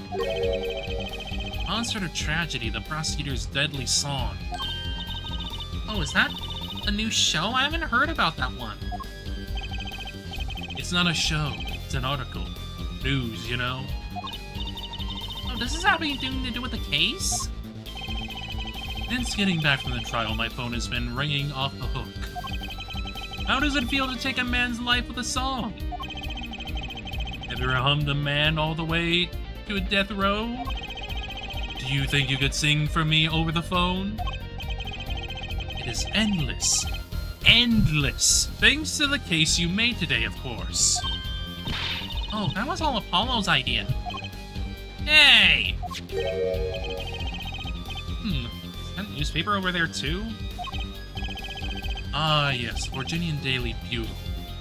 Go ahead, take a look.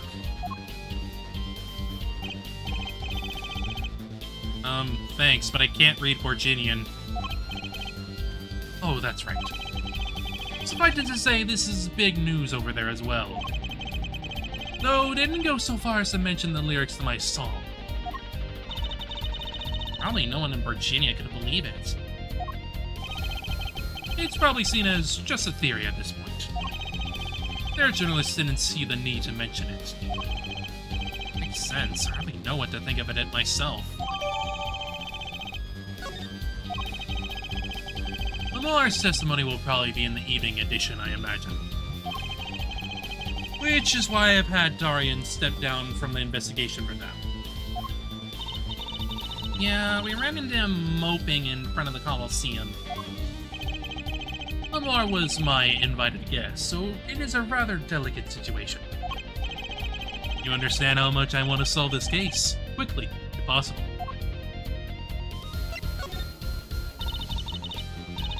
I really love that song. That's such a great atmosphere to it. Go wrote it with Lamar, if I remember correctly. That's right. It was last year. I had gone to tour Virginia's legal system, as a matter of fact. That's when you heard Lamar's voice? It was at a small jazz club. I wept that night. I knew I had to meet her, to talk with her. So I used my influence, which is not inconsiderable, to arrange a meeting. Wow, prosecutors really have a lot of clout. I think he's sort of a special case, Tracy. Thankfully, she liked the work I did, and we wrote a song right there, backstage. Machi on piano, that dulcet voice, and myself on a guitar that I borrowed from Lamar. Music history was made. Probably not an experience your average lawyer would ever have, like Apollo say. It is a memory I hold dear, and the song we wrote that night was this. And that very guitar is right over there. You mean, this charred lump? Don't call it a lump, that's a piece of history. It's only brown, not really charred. No matter, I shall never sing that song again. I wouldn't have used that guitar again either, even if I could have. What happened during that song anyway? Where did this guitar suddenly catch on fire? Think you could show it to us? Your charred, I mean slightly burnt guitar. It isn't mine, or could help happen to it. May as well. That was an impressive bit of pyrotechnics that did this. That's a guitar from the concert, isn't it?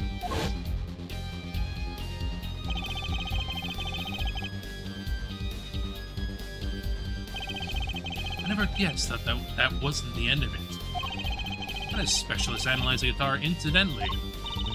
Oh, did you find anything out? He didn't have a lot of time, so it's still unclear. The results he came up with were intriguing.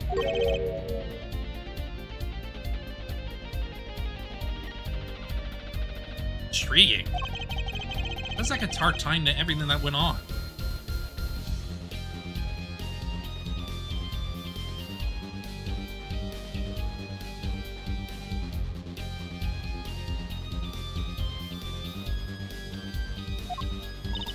Sounds like something we should ask about.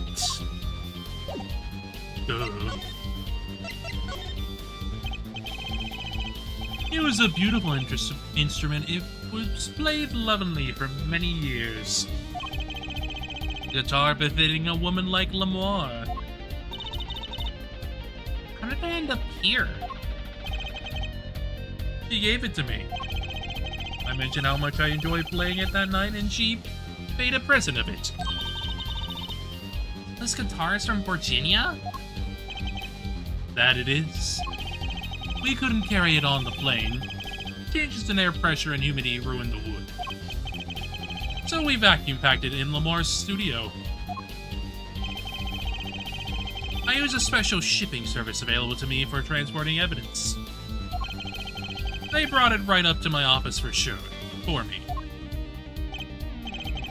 Pristine and untouched.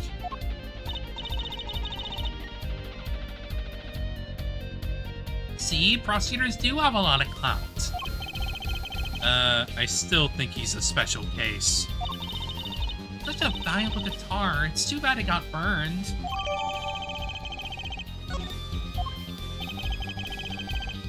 What was it that you were saying earlier? Something about intriguing results from an examination of the guitar? That's right. What was that all about? Well, you know how guitars have a round hole in the front. It is called the sound hole. Oh, so that's what it's called. Well, they found something attached to the wood just inside the hole. A broken device of some sort.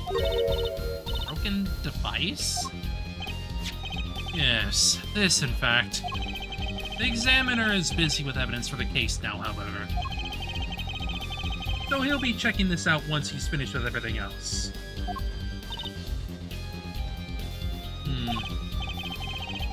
Odd. The device looks extremely familiar. Yes, we've seen it before. We've seen the exact same thing before.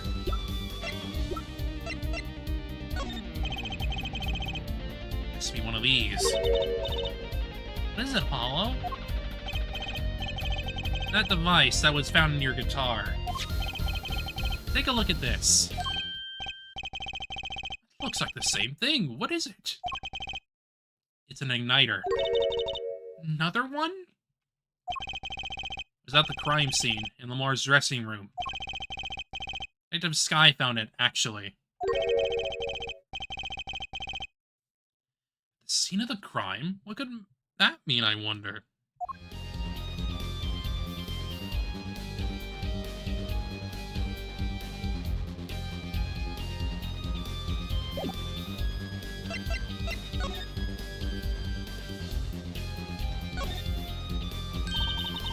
What's that on the plate there? Is that gum? Gum? Maybe he was chewing it when the phone rang. Put it on the plate for later consumption. You think a rock star could afford a fresh stick? Don't jump to any conclusions now. That's no chewing gum. Take a closer look. Although I really shouldn't be offering, should I? What is that? Like a lump of plastic? Wait, that phone call.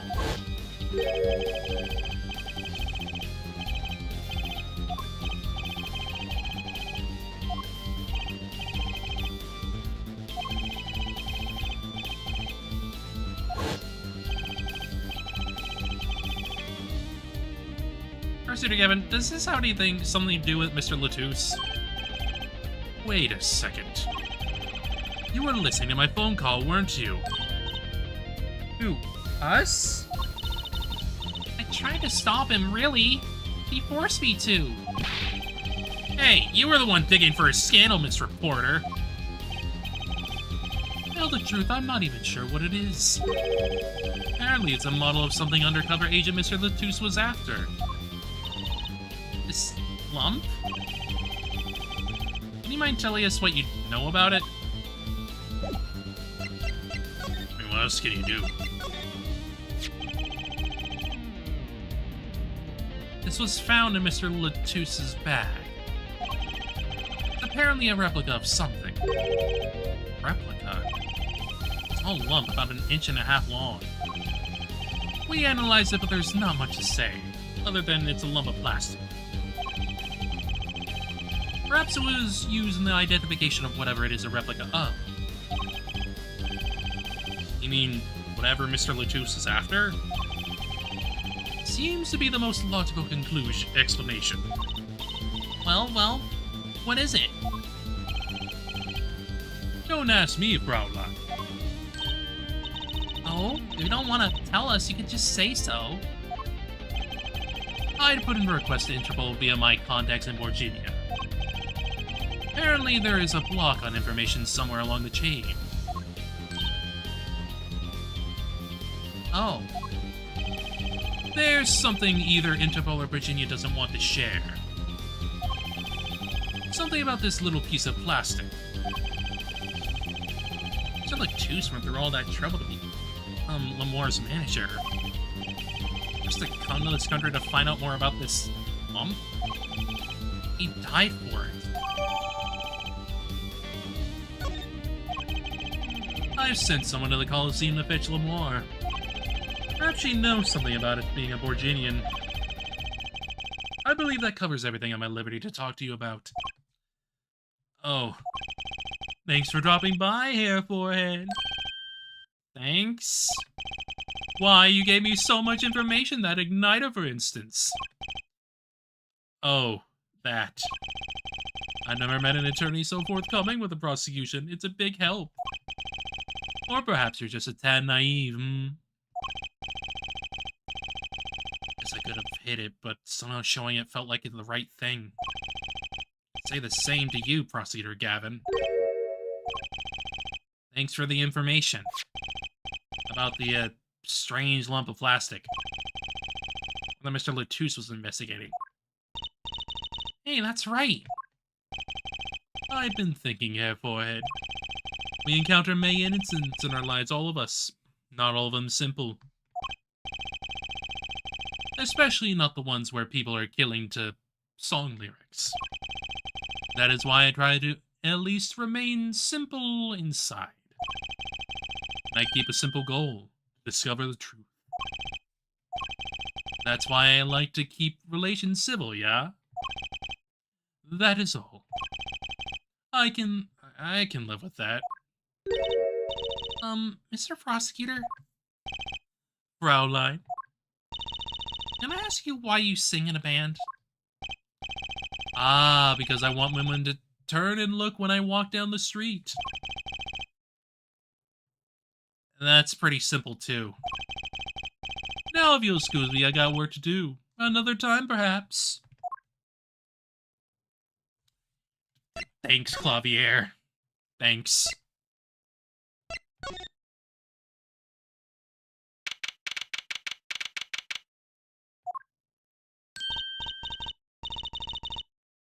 Oh, it's you. You came at the good time. Hello there, Emma. What's up? Either of you know where Lamoire is? Well, I saw her in the backstage hallway a while ago.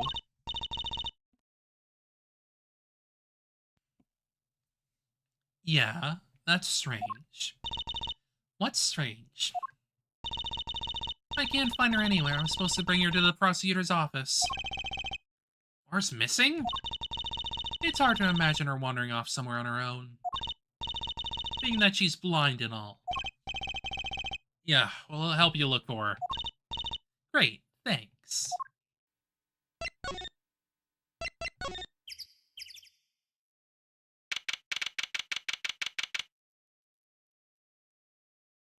This place is deserted. Wonder where Lamoire went off to. Sure she's okay on her own. She seems resourceful. I guess, but I can't help but worry about her.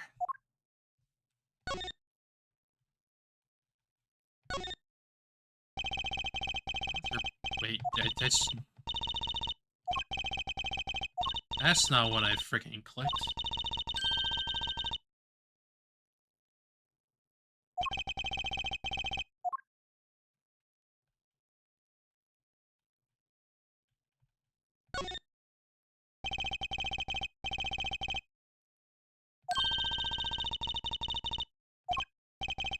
What kind? The miraculous beautiful girl escapes the case illusion. So it's the girl who's miraculous, not the escape. So picky.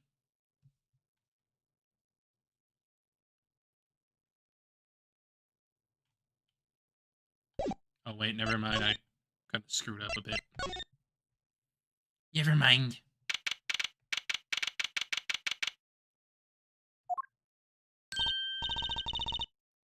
Huh? The stage is pitch dark. The power breaker must be off for this section. Great. I'll go get someone. Yipes, it was really dark out there. Dark. That's all Lamore has when you think about it. What would it be like to live in a world of darkness? Hey, Apollo? Huh? What?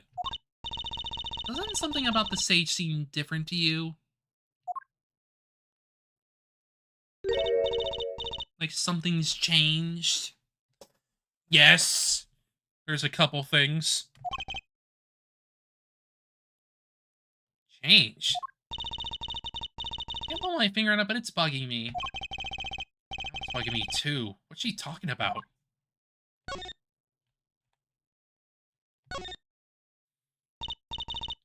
Hey, that case.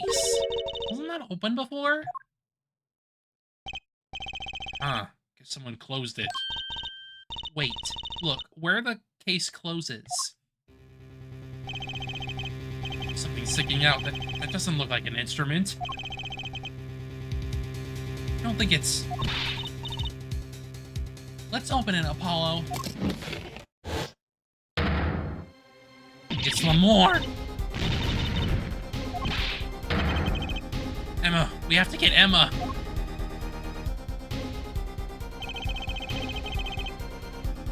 Lamore was taken directly to the hospital. Emma ran around, barking orders, making phone calls. Tracy just clung to my arm and cried. And me, I was still in shock. 2 bodies in 2 days is too many.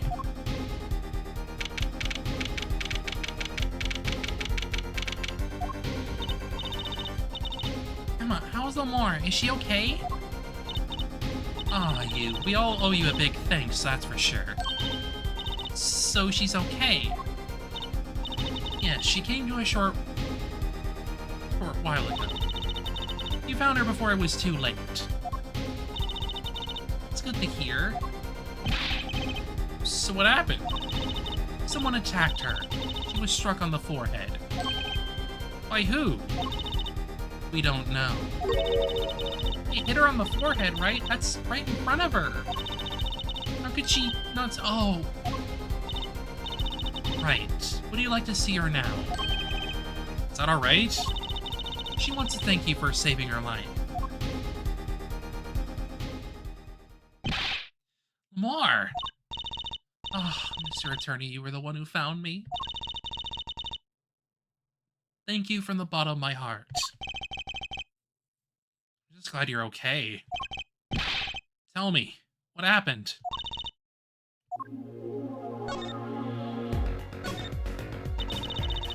It was after I spoke with you in front of the dressing room. I sensed someone approaching. I thought it might be someone coming to see me, but they said nothing. When I went to return to my dressing room, you were hit. I knew that very moment, I knew. The assailant was trying to kill me. No. It was lucky for me the first blow did not knock me out. I turned and ran for the stage. Someone was chasing me, I could hear footsteps. Yet I reached the stage first. Why the stage? I had overheard maintenance people talking. The power to the stage area is off, they said, for electrical work. Ah! Darkness is my ally. There was a contrabass case near the stage. That is where I hid. Stanley couldn't see you. Once in the case, I'm afraid I passed out. It's like a really close call. You have any idea who it might have been? Unfortunately, no. Whoever it was, they said not a word. Too bad. Yet when I consider that I was struck high on the forehead, I must conclude that whoever hit me was taller than I am. Good point. She's sharp. You're much taller than I am. You're about as tall as Apollo. Means it was likely an adult. Probably a man. Could it be him? Why would anyone attack you, Lamar? The detective asked me this, too. To her, I gave the same answer I give you. I do not know.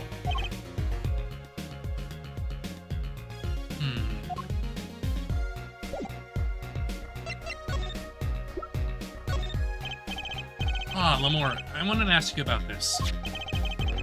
You know what this is? This is... what? Mr. Latus was carrying it. A replica of the thing he was after. He was after...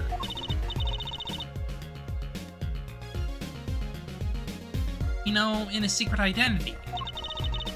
As an undercover agent. So that's what he was doing. You mean you know what? Yes, I know, of course. This must be... a Borginian cocoon. Or rather, a convincing replica thereof. I haven't even heard of a Virginian cocoon before. Why would he be carrying this around? Was it some kind of souvenir? I wonder...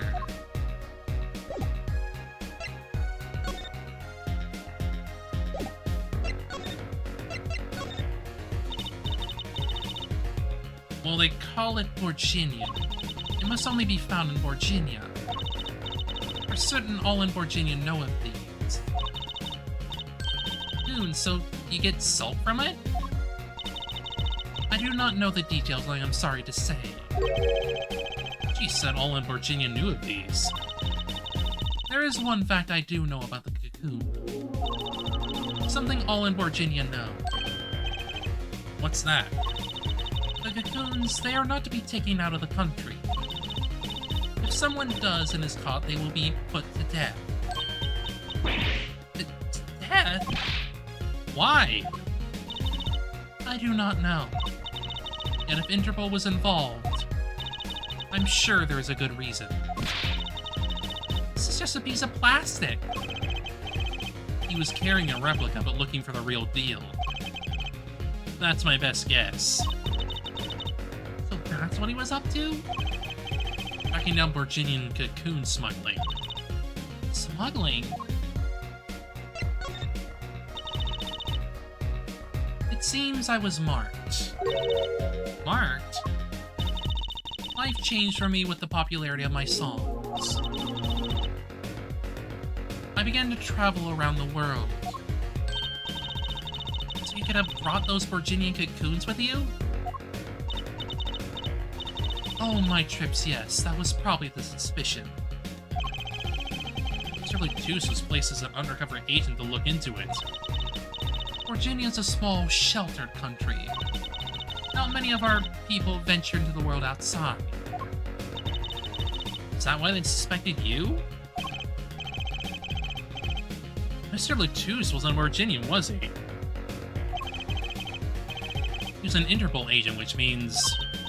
What, Apollo? Must be some reason why Virginia doesn't want those cocoons getting out. Something scary enough to get Interpol involved. Huh? Like what? How could such a tiny ball of thread cause such a commotion? Cocoon smuggling. Mr. Latus had Lamar marked. Couldn't be her. Huh? Another person I need to talk to. Thank you for talking to us, Lamar. It was the least I could do. Actually, I have another request. It's within my power. I need an interpreter, someone who speaks Virginian. Paulo? Would you come with us if you're well enough? I see. Yes, of course. I shall accompany you. Huh? Where are we going? Come on, Drusy, we're about to get to the bottom of this.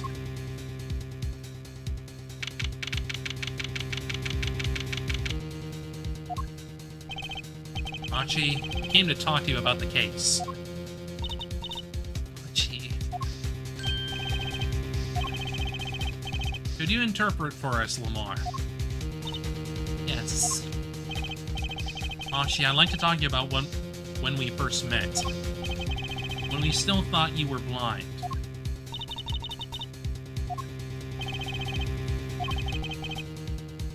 Now we know the truth. You can see, right? I completely fooled myself. Machi, is there another secret you're hiding from us? Wait, Mr. Attorney. What do you mean by secret? What do I mean by secret? Well... Take that! If I'm not mistaken, you know something about this, don't you? Hey, you got a reaction, a big one! Machi, you didn't! Drusy and I are trained to see people's uncertainty. Not that we would have needed any training to see that one.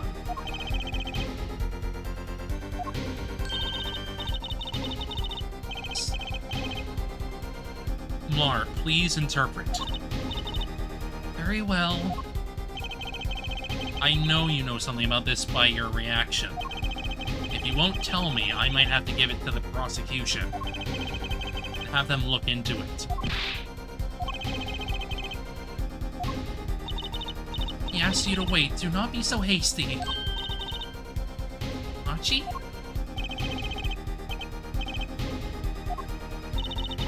You know everything. Yes, everything. Well, sort of. Have him tell us about it. Very well.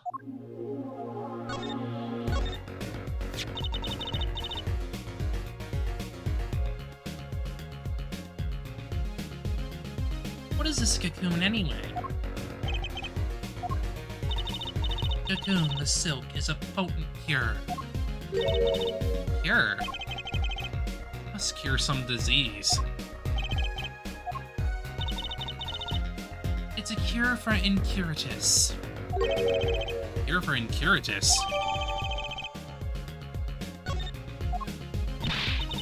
What's a cure? Why keep it in Virginia like that?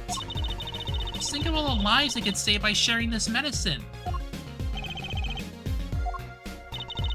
I do not understand the reasons myself. Okay, well, at least we know what it is. A cure. Mr. Latouche was after cocoon smugglers. Wait, was Machi... Machi, you weren't. He couldn't be a smuggler, he's so little. Only 15, you're sort of a magician, aren't you? That's true, I am sort of a magician. You said sort of. Oh, to have a copy of that security camera tape. Well, Machi, are you a smuggler?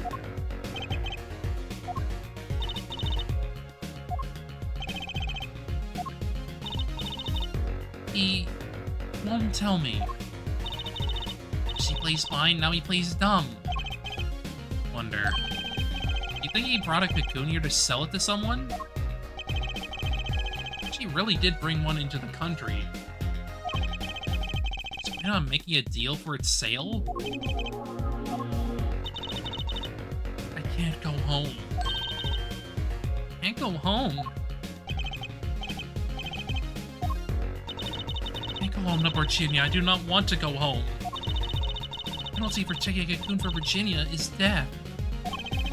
That's right, it's punishable by death. The case? What about the case? To tell us about Mr. Latusse's death? This meeting's over.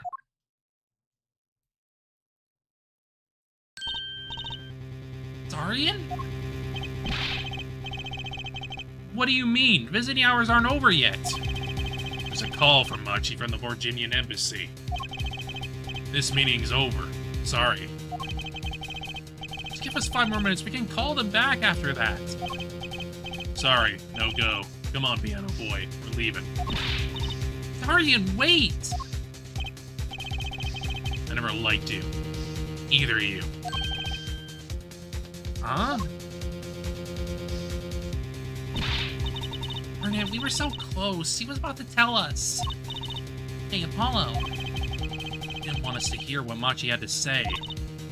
Apollo. I mean, only one reason why. Why is everyone ignoring me? Sorry. This is it. I knew who I'm after now. It all happens tomorrow in court. I'm gonna beat you up, Darian. Next time. Next time.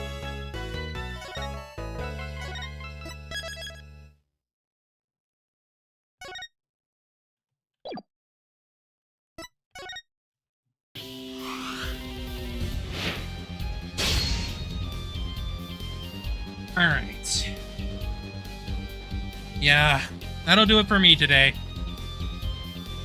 Little bit longer than usual, just a bit, but doesn't really matter too much.